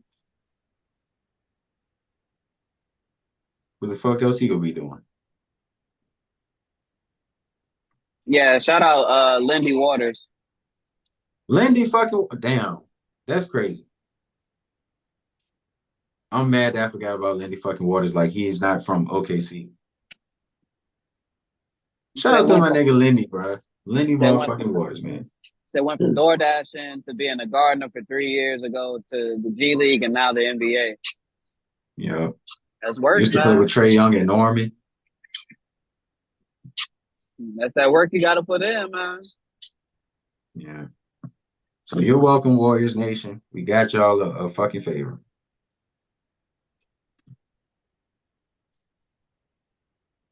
But yeah, the Warriors been looking decent. I'll give them that credit. I'm not sure that's sustainable, but yeah, I can't knock what Steve Kerr doing. That's probably who I'm gonna give most credit to. How y'all feel about the Mavericks as far as like Clay and the new personnel they got? I feel like Clay working out. Luka just selling. And he had Was a good selling the Mavericks or selling you? He had a good game against he had one good game. Yeah, one good game. He looked out of shape. He comes into the season like that all the time. Nah, last season he looked like he was in the most like good. He looked like he was in the best shape he was in. That's why they went to the finals. So y'all recant y'all statements about what y'all was saying last year? What? As far as Luka taking his steps defensively and all that?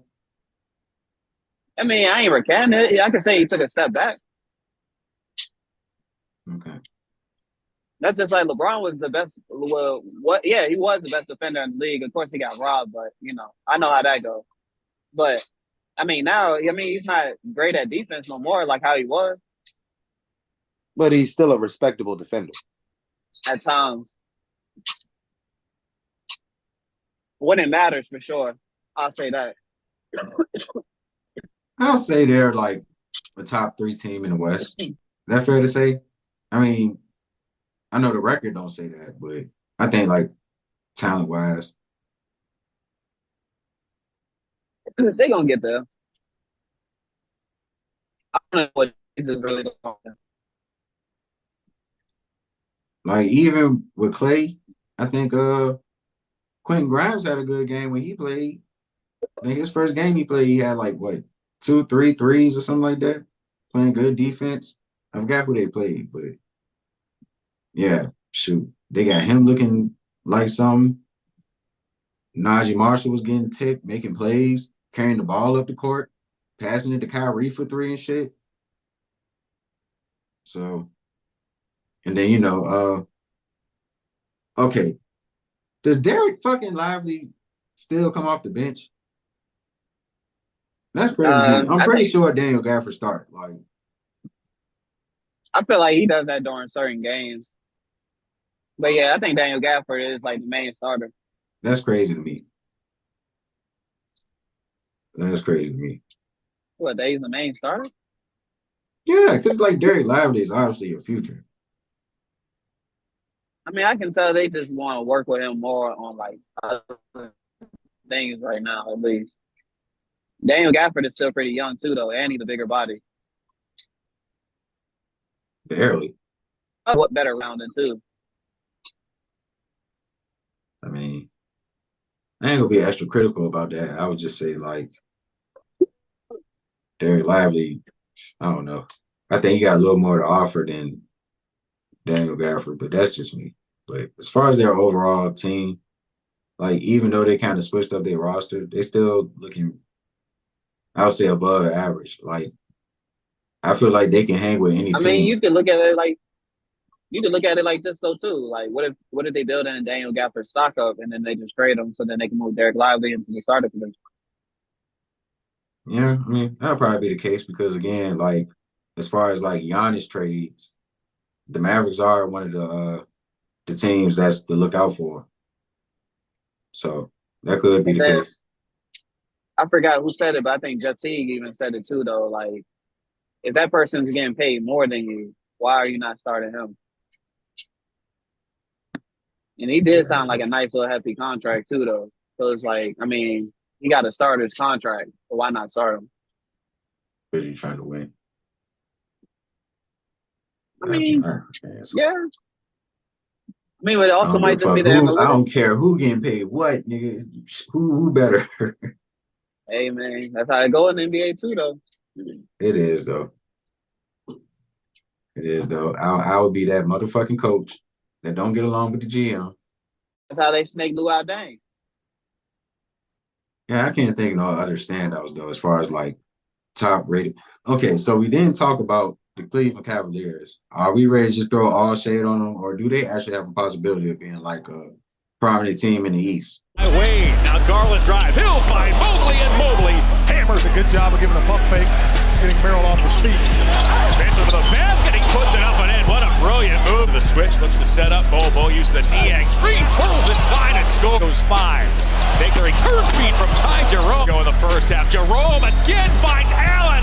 Centerpiece has been held to but 3 of 14 from the field as Karis LeVert. Meanwhile, straight away goes to Allen. 1:35 to go in the first quarter. Oh, what a pack. Holland races to the basket, and Mobley erases it at the basket. Mitchell's all alone. Showtime. There gets that shot. Somebody got to get a body on him. LeVert to Allen. He got it up and in time. He created the 18th turnover by the Pistons, and Mitchell gets any effort by Jerome. Whoa, what a move by Mitchell. Oh! Experience Jerome off to Allen. And an assist and almost. Whoa, as Allen runs through as Allen gets loose. Sorry, he thundered. Mitchell works on Kispert on this end, draws the foul, puts it up and in. Donovan, second chance. Mitchell to the basket. He goes right around town. Slashes and finds Jarrett Allen. And 80 lead. Mobley to Mitchell. Got it. No, nigga, nobody's beating the Celtics. I'm not even asking to beating the Celtics. I'm just talking about being a contender in the East, like maybe beating the Knicks. Just because we did have a horrible first game against them, it's all because we didn't have that rhythm with Cat yet. Once we get in rhythm with Cat, everything is different. And so far last night, from what I seen when we played against Detroit, yes, it is Detroit, but it shows a lot of what we were supposed to do. We blew them niggas out by 30, and that's exactly how we supposed to play. I just feel like, yeah, it's just going to come to a time where we do want that one more, like, big trade that we need. But I don't know who it is. No, I thought of somebody, but And I then forgot. plus, we still gonna Grant Williams. I keep saying Grant Williams. I'm trying to manifest that. We still gonna look different, even with what you call it too, though. Mitchell Robinson when he come back, if we don't trade him, because he still is a big part of getting offensive boards too, though. Yeah. Shit, he's probably like the only other big that can actually play defense against like Joel, Jokic, Sabonis, basically against like good offensive centers. And to be honest, he is a starter when healthy, in my opinion. He's just never healthy. It's just that weight he put. It's that weight we put on him. Yeah. Because he was small when he first got to us. Shit. He got to the league. Shit. He was doing demigod shit. Wemby shit. Like tween hezes. That's a whole nother story. It's kind of like how Kevon Looney ended up. When Kevon Looney was in high school, they were saying just another Kevin Durant coming up. You see how his career progressed. I mean, shit always changes when you get to the NBA, though. It's always going to be what you best at now. And if your overall game ain't at its best in the NBA, then, I mean, shit, you got to go with, what you can do. Yeah. Look at Rizasha said. That nigga said, basically, I was more athletic overseas. Now I got over here, I feel slow as shit. Yeah, but he being modest. I actually like how he played. Even though none of these rookies have gotten over 15 points, which is crazy to me. But so am I right? I mean, I ain't gonna say I'm right. But was I kind of going somewhere with calling what's the boy named Dalton Connect being like a top 3, top 5 rookie of the year candidate? Because all these rookies are basically not getting enough tick. You remember I did say that, right? Yeah. Dilly ain't getting no tick. Reed getting like 5 minutes a game. Stephon Cassell getting tick. I will say that. You gonna say what? My fault. I was away. Stephon Cassell, he getting tick like 20 plus minutes a game. Alex Sarr, he had an Alex Sarr game like he did in the summer league, but even then, he had like 10, and 3 blocks in one game, couple threes. And the reason I say Zachary Rozier was being modest because when the Hawks played us, he was getting buckets on check specifically. Like, I mean, I ain't saying he was ass. I'm just saying he's not being modest. He's saying like he really can't play like how he was in basically Europe. And that's how it basically usually goes. The only people that really succeed in that was like shit. I mean, I'm being biased, but unless you can name me some other people though that played the same as they did in EuroLeague. I don't think that's gonna be his career though. Like, I mean, that's what I'm saying. Like, he's all right. I'm basically saying he being a rookie. Like in year 3, year 4, the way he moved, he liable to be like a Ben Simmons type of player. Maybe not ultra athletic like Ben back in the day, but somewhat of that. Maybe like a faster Kyle Anderson. Just wait till you get his NBA stream. You'll see in the World Cup when him and Alex Sarr and Bilal Koulibaly, whatever his name is, who's been fucking hooping for the Wizards. I don't know if y'all been seeing him. Oh yeah, Bilal. Yeah, he looking better than Kuz. He looking like the best player on the team. Well, Jordan Poole been balling like a motherfucker too. Like Jordan Poole actually was hooping like a motherfucker. But yeah, Bilal, he's doing everything. Like 18 a game, 8 rebounds, 5 assists, a steal, 2 blocks, type shit. Couple threes. Yeah, that's pretty much I got about the NBA. I don't want to forget nothing, but I can't really. How y'all feel about the Grizzlies? As far as Ja and I mean, I feel like they kind of not healthy enough to even really be super evaluated about. But as far as Ja, I mean, he looking decent. They looking all right. You can tell they just trying to work with Edie. Like you can see Ja's kind of like working with him on how he wants them to get him in the right spots. Yeah. I think they kind of like he kind of inconsistent in the rotation. Like yeah, because he kind of clogs. I mean, because he clogs the paint though when Ja like flying through the air basically. I still think he could be a vital piece, but like they will focus more so of like who they already had as far as like the Salty Adamas and Brandon Clarks. But I think Zach Edey is gonna have like his specific path. I mean, I think he could be the starter. What? But as far as like what I thought of him being like a 12-8 type of player, he probably might not be that, but he probably be like an 8-5, which wouldn't be bad. I do want to see how he look against Wemby. That's the one I want to see. Who? Zach Edey.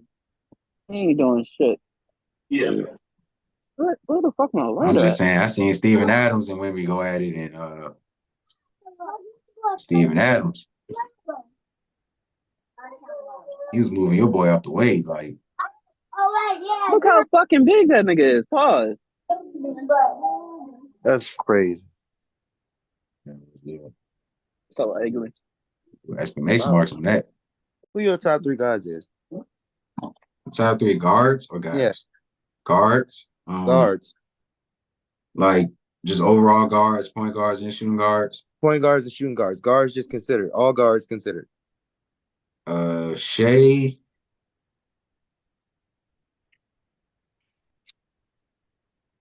Maybe Brunson.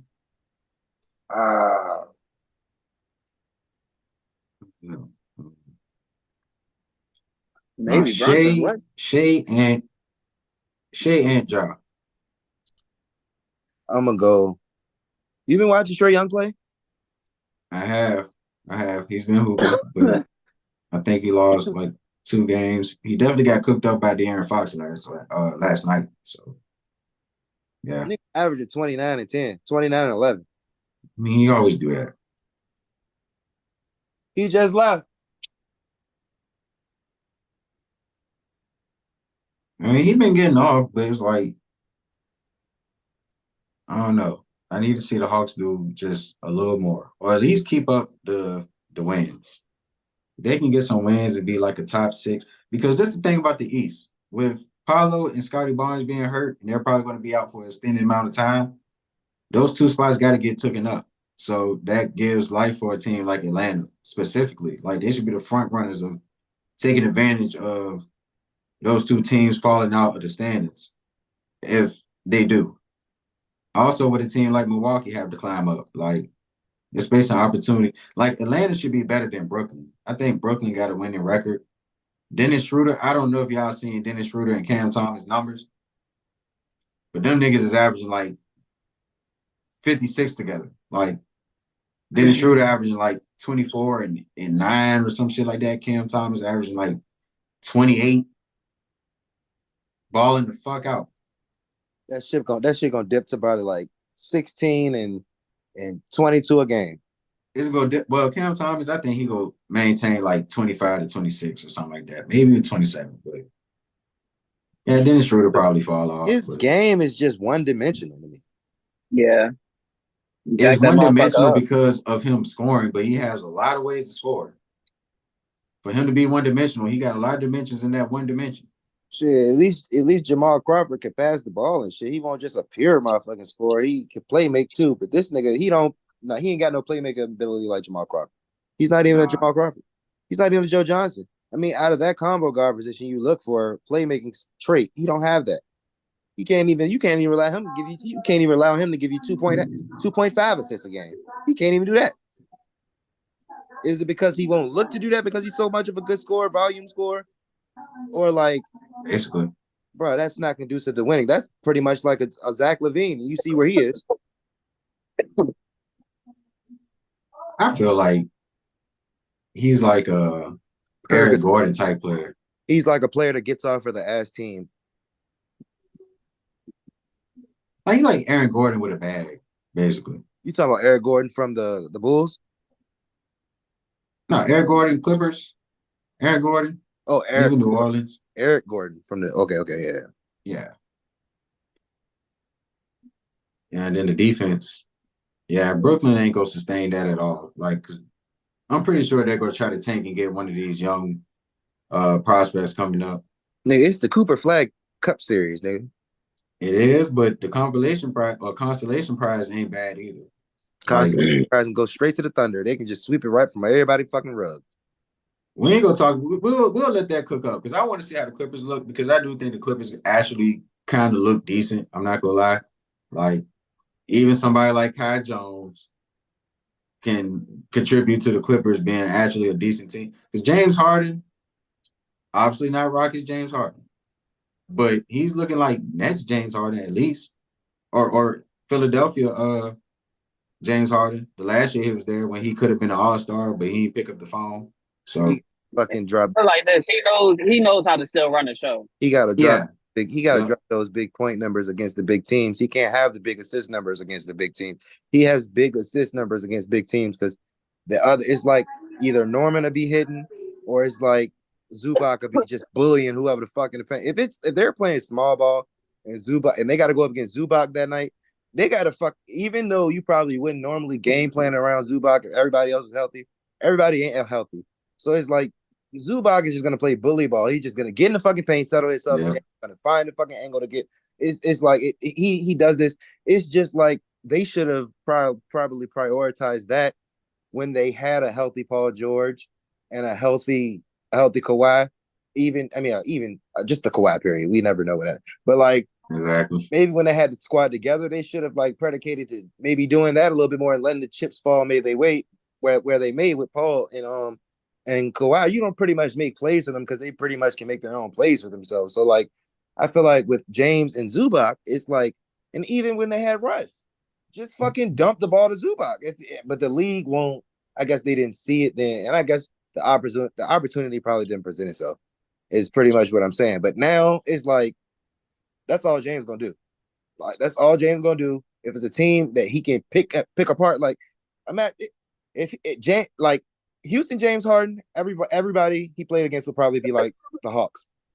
Him playing against the modern day Hawks, like the Hawks right now, that's prime James Harden. Like now, like he's only gonna have those big assist numbers versus like the Celtics of the world because he's getting shut down by all those perimeter defenders. Like, he's not the same James Harden. Like 2016 James Harden.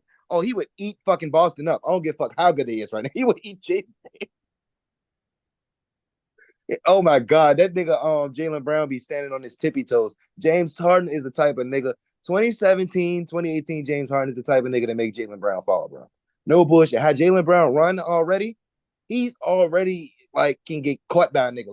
Like he can get caught by John Morant real good. I just watched John Morant put a nigga on like he missed the shot. That was the crazy thing about it. He missed the turnaround shot, but he put a nigga on his like. I'm talking about damn that move was feisty, and he kind of being a little bit more passive now. And I was like, what the fuck is this nigga on? I'm used to seeing him average 26 and 28. This nigga's passing the ball and being passive while being athletic. Like he killed me with the jump passes though. When you stop the whole possession to pass the ball, but they be giving it right back to him, so it works for him. Like you talking about Jaylen Brown, right? Nah, John Morant. Oh, John. Okay. I mean, you gotta let John be John. Now I was saying like how James Harden, like if this James Harden ain't the same James Harden no more. Like if this, I'm saying pretty much like if he was, then everybody else he'd be playing it against right now, it'd probably be like the Hawks. He would be getting off. But he ain't that same nigga. Like he gonna give you 20, 21, and 13. I can see him averaging that. 21, like 21 and 12. Not too much scoring. He probably have a 40-point game here, a high 30-point game there. And that's just off him hitting his threes, pretty much. Yeah. If he hit the threes that he takes, probably take like 7 a game. If he have a game where he hit like 6 or 5, he gonna have like 30 something. In the free throws, he gonna have like 30 something.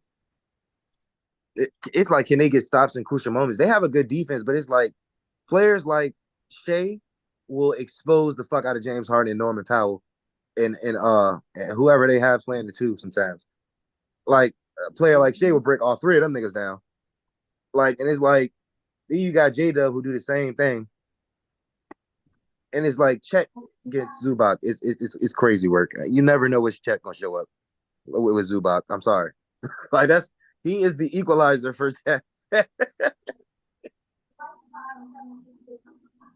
Chet ain't figured that part of the game out yet, bro. What you said? Chet ain't figured that part of the game out yet. That physical bully ball play. Maybe he'll never figure it out because he's not that stature. I mean, I don't know. I'm pretty sure he's averaging like 21 and No, I ain't talking 11 about or something scoring. like I'm that. talking about like, could he do that against Embiid, or would he just be taking out the game so much? I mean, I don't know. I seen him compete with Embiid. He was tied neck to neck with Embiid. What was the point? What was the point total? I think he had like 30, and Embiid had like 37 or something like that. He had 30 against a healthy Embiid. You can go and look up the stats if you want, but I'm pretty sure he had like 30. Has Wemby ever done that? Yeah. I don't know if he messed. Well, I do know, but has he ever done what? Got off against Embiid. Yeah. She still even had like a 40-point game when Embiid dropped 70. Smooth 30. I want you to remember your words, Rail. You said you got Jason Tatum you get your vote. Yeah, he got my vote. As of now, I can be fluid, but I feel like he got the best. He got the inside track, is what I'm saying. In the MVP race. Niggas ain't seen a healthy Sixers. Oh my God. Yeah, and off of that notion, Embiid was the best player in the league before he got hurt, bro. Yes, and when he got hurt, he took himself out of MVP contention. So it don't even matter what the fuck he do if he don't play enough games. And he already 8 in, 6 in. He gonna be out of contention before he even really get the fuck off. The man said he's sacrificing more for in season, more for playoffs. Yeah, I think that's the main focus. And that's why they're investigating him. Which is crazy. I think the Paul George injury threw a monkey in the wrench. But why the fuck they ain't investigating Kawhi if they putting all this investigation behind Embiid?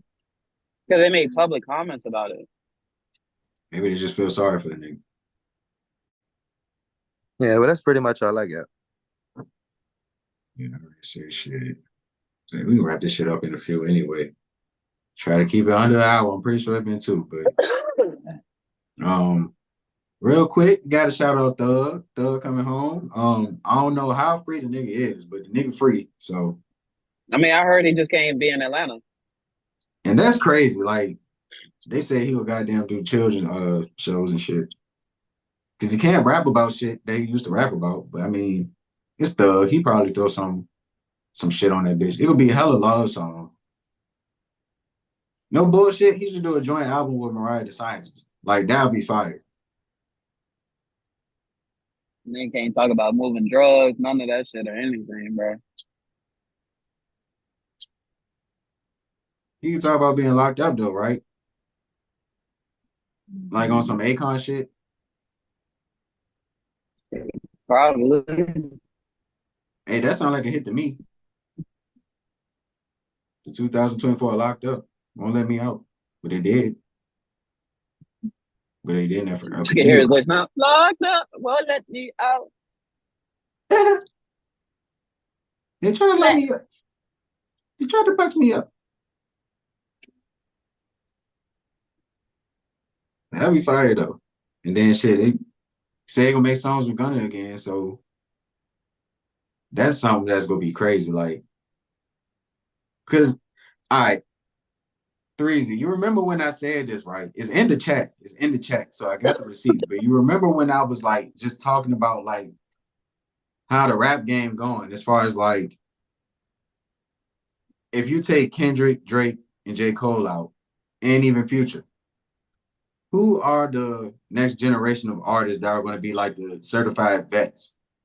Okay, Travis Scott is definitely one of those guys. Lil Baby was, you said Quavo? Playboy Cardi. Playboy Cardi. Yeah, I can agree to that. You can say, but you get what I'm saying. 10 rappers that been in the game for 10 years. And I even say Quavo and Offset. They got some veterancy in this game. But Chief Keef, yeah. But we was kind of thinking, why is it they ain't making their stamps like they supposed to? Most of these niggas should be in their prime where it's like Wayne, Carter 2, or T.I., King album. They should be in those type of primes, making like their best work, Grammy nominated work. Why isn't it like that? And it's crazy that Dirk, we'll talk about Dirk a little bit, but Dirk is definitely one of those guys too. But we was thinking like, why the game kind of not like on the trajectory of everybody is like in their primes versus it just being so dependent on Drake, dependent on Future, dependent on Kendrick, dependent on all the top list niggas. And if you remember what I said, I was thinking like, damn, like Thug had a lot to do with some of these niggas' success because he was on a lot of features. He was on just him generally, just being his influence.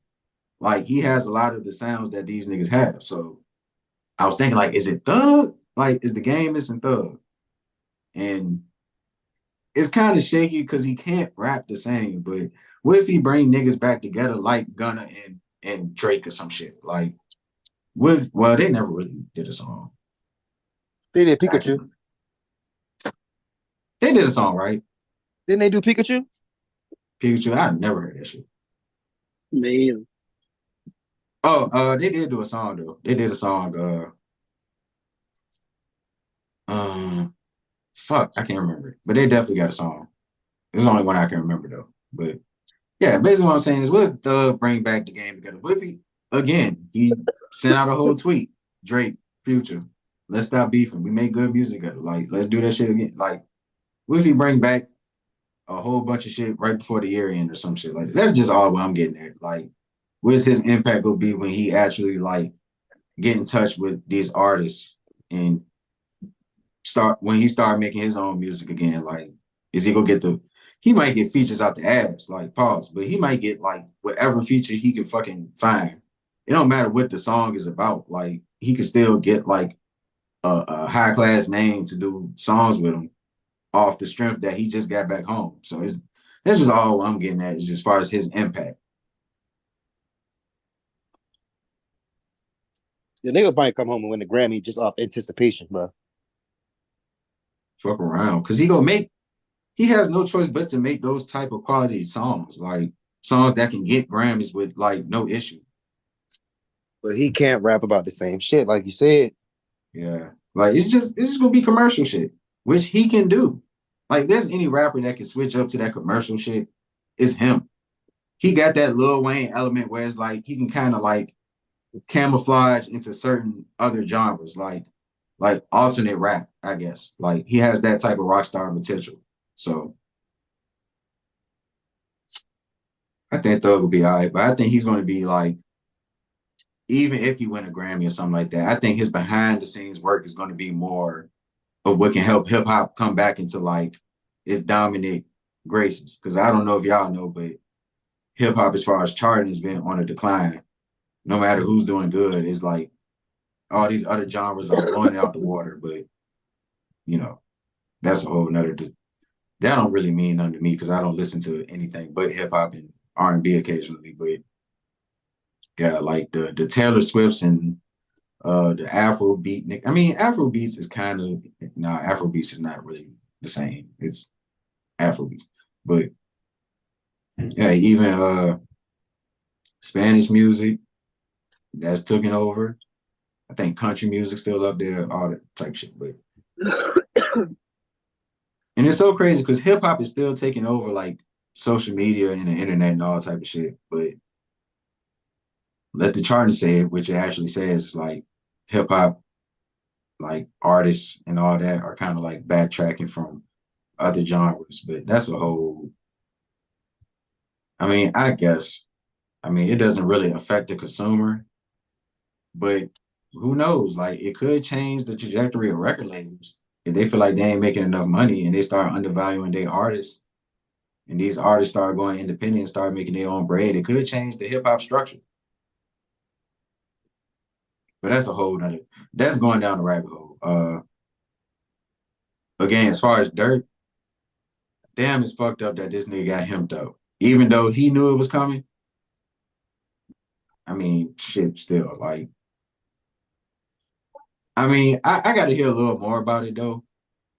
Because me personally, I ain't with the serial killing rappers. Like niggas that's like just like killing niggas to kill niggas. Like I ain't gonna lie, I can't really fuck with King Von like that because this nigga's just a straight up killer. Like this nigga just killed for fun on some GTA shit. Like it's like I feel like I'm listening to demon music when I listen to this nigga. Like, but if I find out Dirk was on some like, first of all, the whole sliding for Von shit, that's some real nigga shit.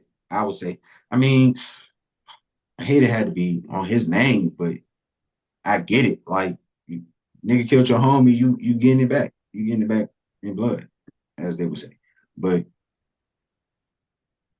it was also his brother, the nigga D thing. You remember him? Who we always shot on his song? He got killed. So, like, I heard it was some shit where it's like he basically was like sliding on niggas that was killing his family. And if that's the case, then I can respect that. Like, that ain't some shit where it's like, all right, this nigga just catching bodies for the fuck of it. Like, he actually getting some vengeance on niggas killing his people. Now, I don't know too much about what the fuck Dirk got going on as far as like the gang ties and shit.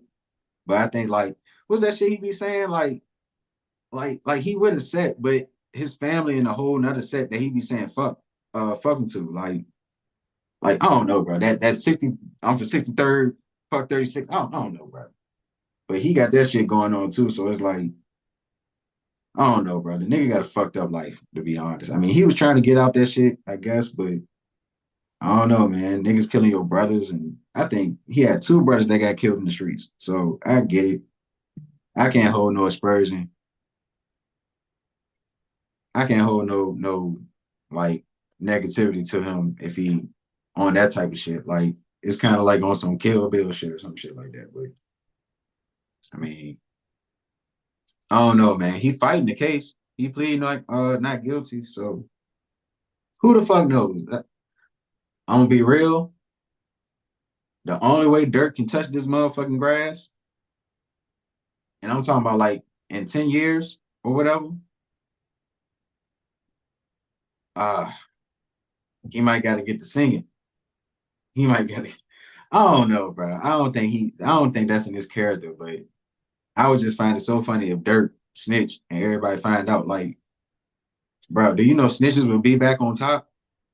Niggas would be telling everything about everybody, bro. Everybody would be snitching. If Dirk come home, they say he a snitch.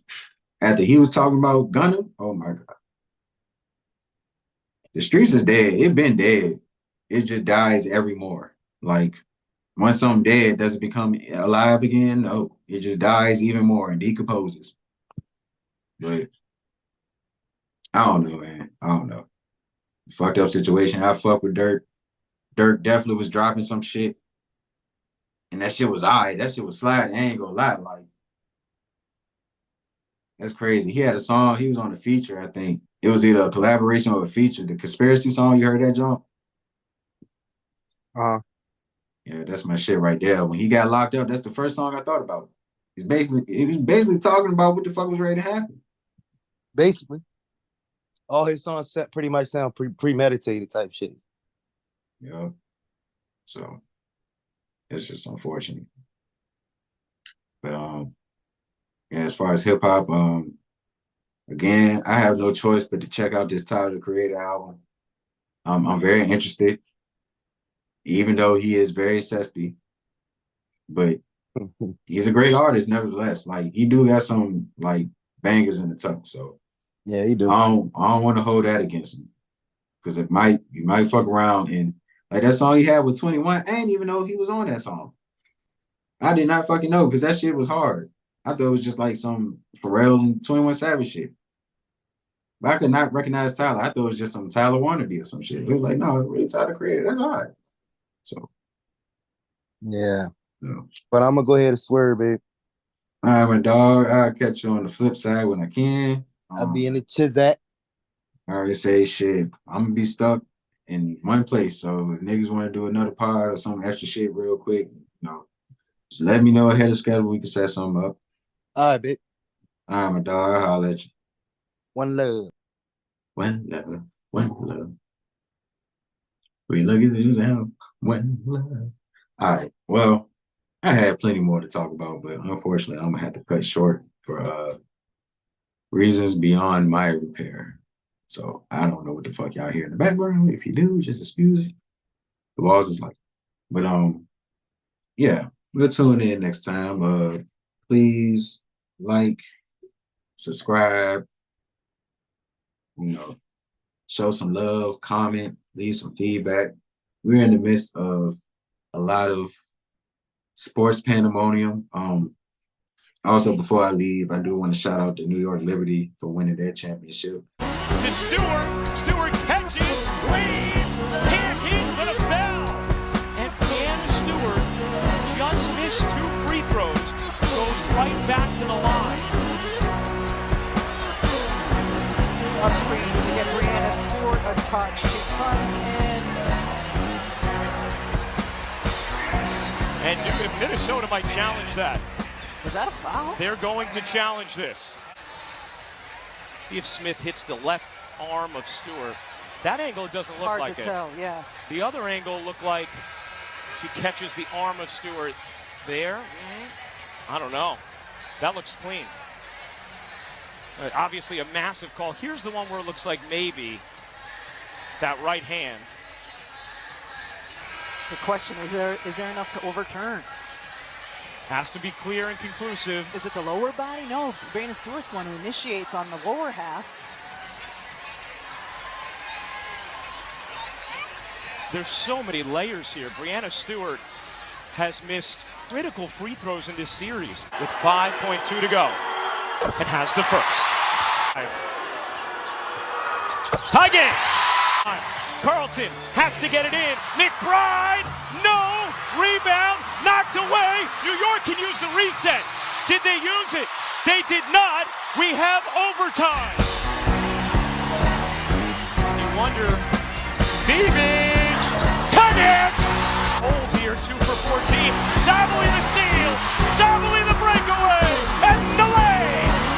Averaged 14 minutes per game in the regular season. She has come in here in Game 5 and provided an incredible boost off the bench. The effort, the energy, the relentlessness on the defensive end.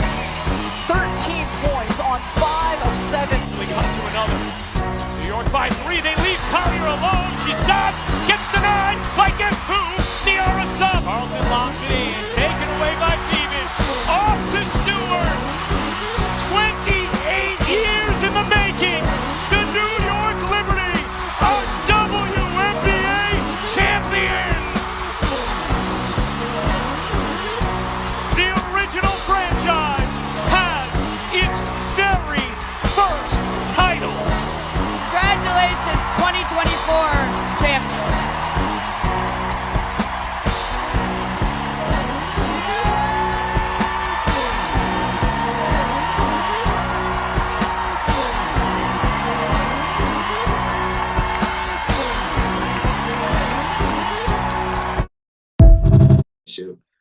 Controversial fashion, but nonetheless, they got their first championship in like 5 tries, and they've been one of the original franchises in the WNBA. So you definitely got to give them their credit of winning the championship. Next year, we got to see how that look.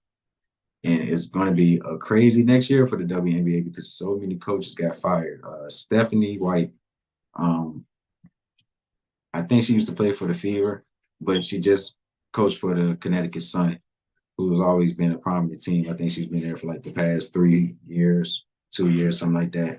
And she's definitely brought them to like a good success rate. She just signed with the Indiana Fever. So Stephanie White's the new coach of the Indiana Fever. And that's a hell of a coach to pair up with Caitlin Clark and Aaliyah Boston and hopefully Kelsey Mitchell if they can resign her. So it's definitely going to be an interesting WNBA season next year. I'm not going to go too deep into that because I am locked in for college basketball, women specifically. Got Juju, got Paige, got Flau'jae, and them voters, them preseason All-American voters need to put some respect on Flau'jae Johnson's name. Put some respect on Big Four name, please, because I don't know what y'all been watching, but Flau'jae is the real deal. So, I'm very excited to watch the women's basketball.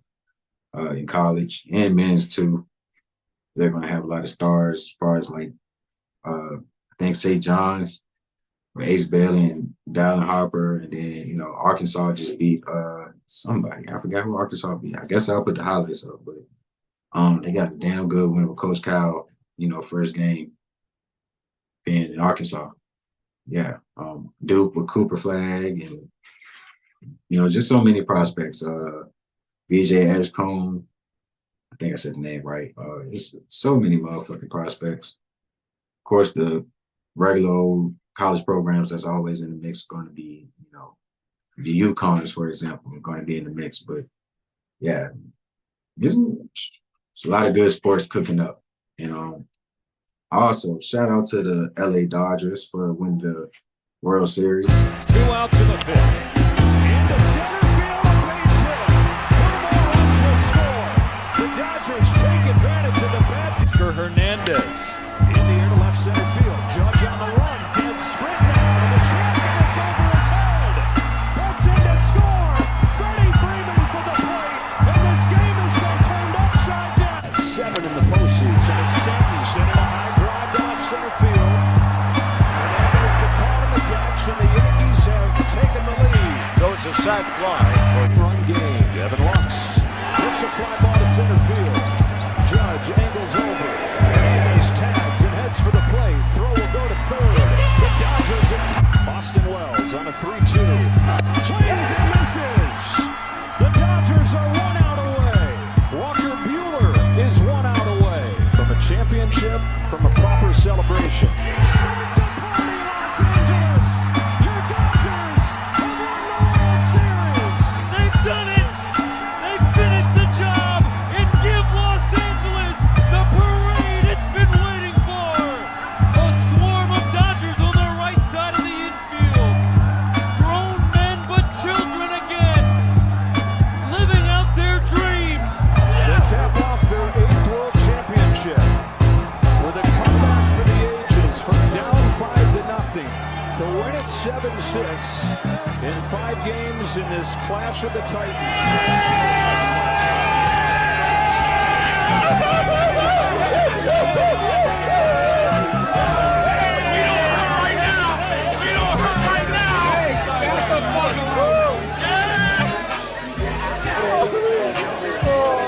It was amazing. I mean, that was a really good baseball game.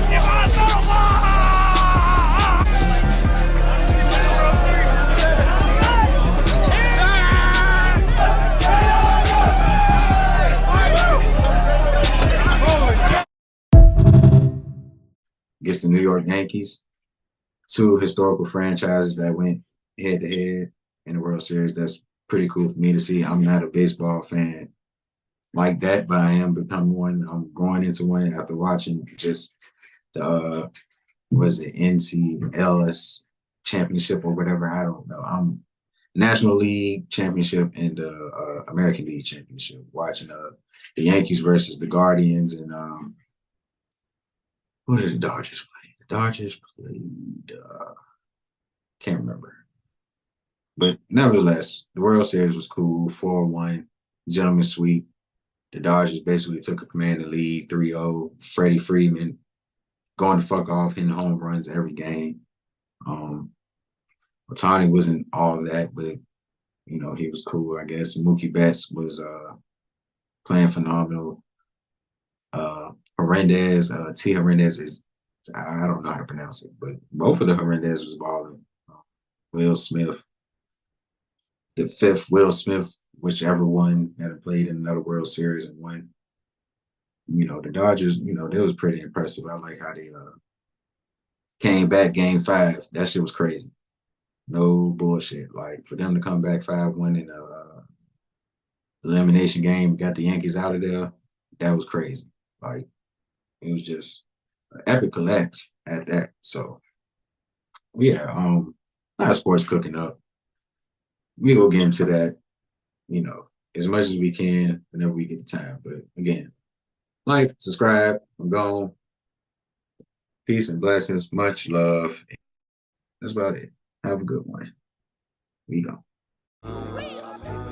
Lifestyle changes had to make. Some paid off and some I'm still waiting. Rolling weed up every day. Spraying Tom Ford, she loving my fragrance. I ain't make it overnight to get where I'm at. It took hella patience. Damn, they see my car and they chase it. I don't be stunting, I stick to the basics. Rocking all black like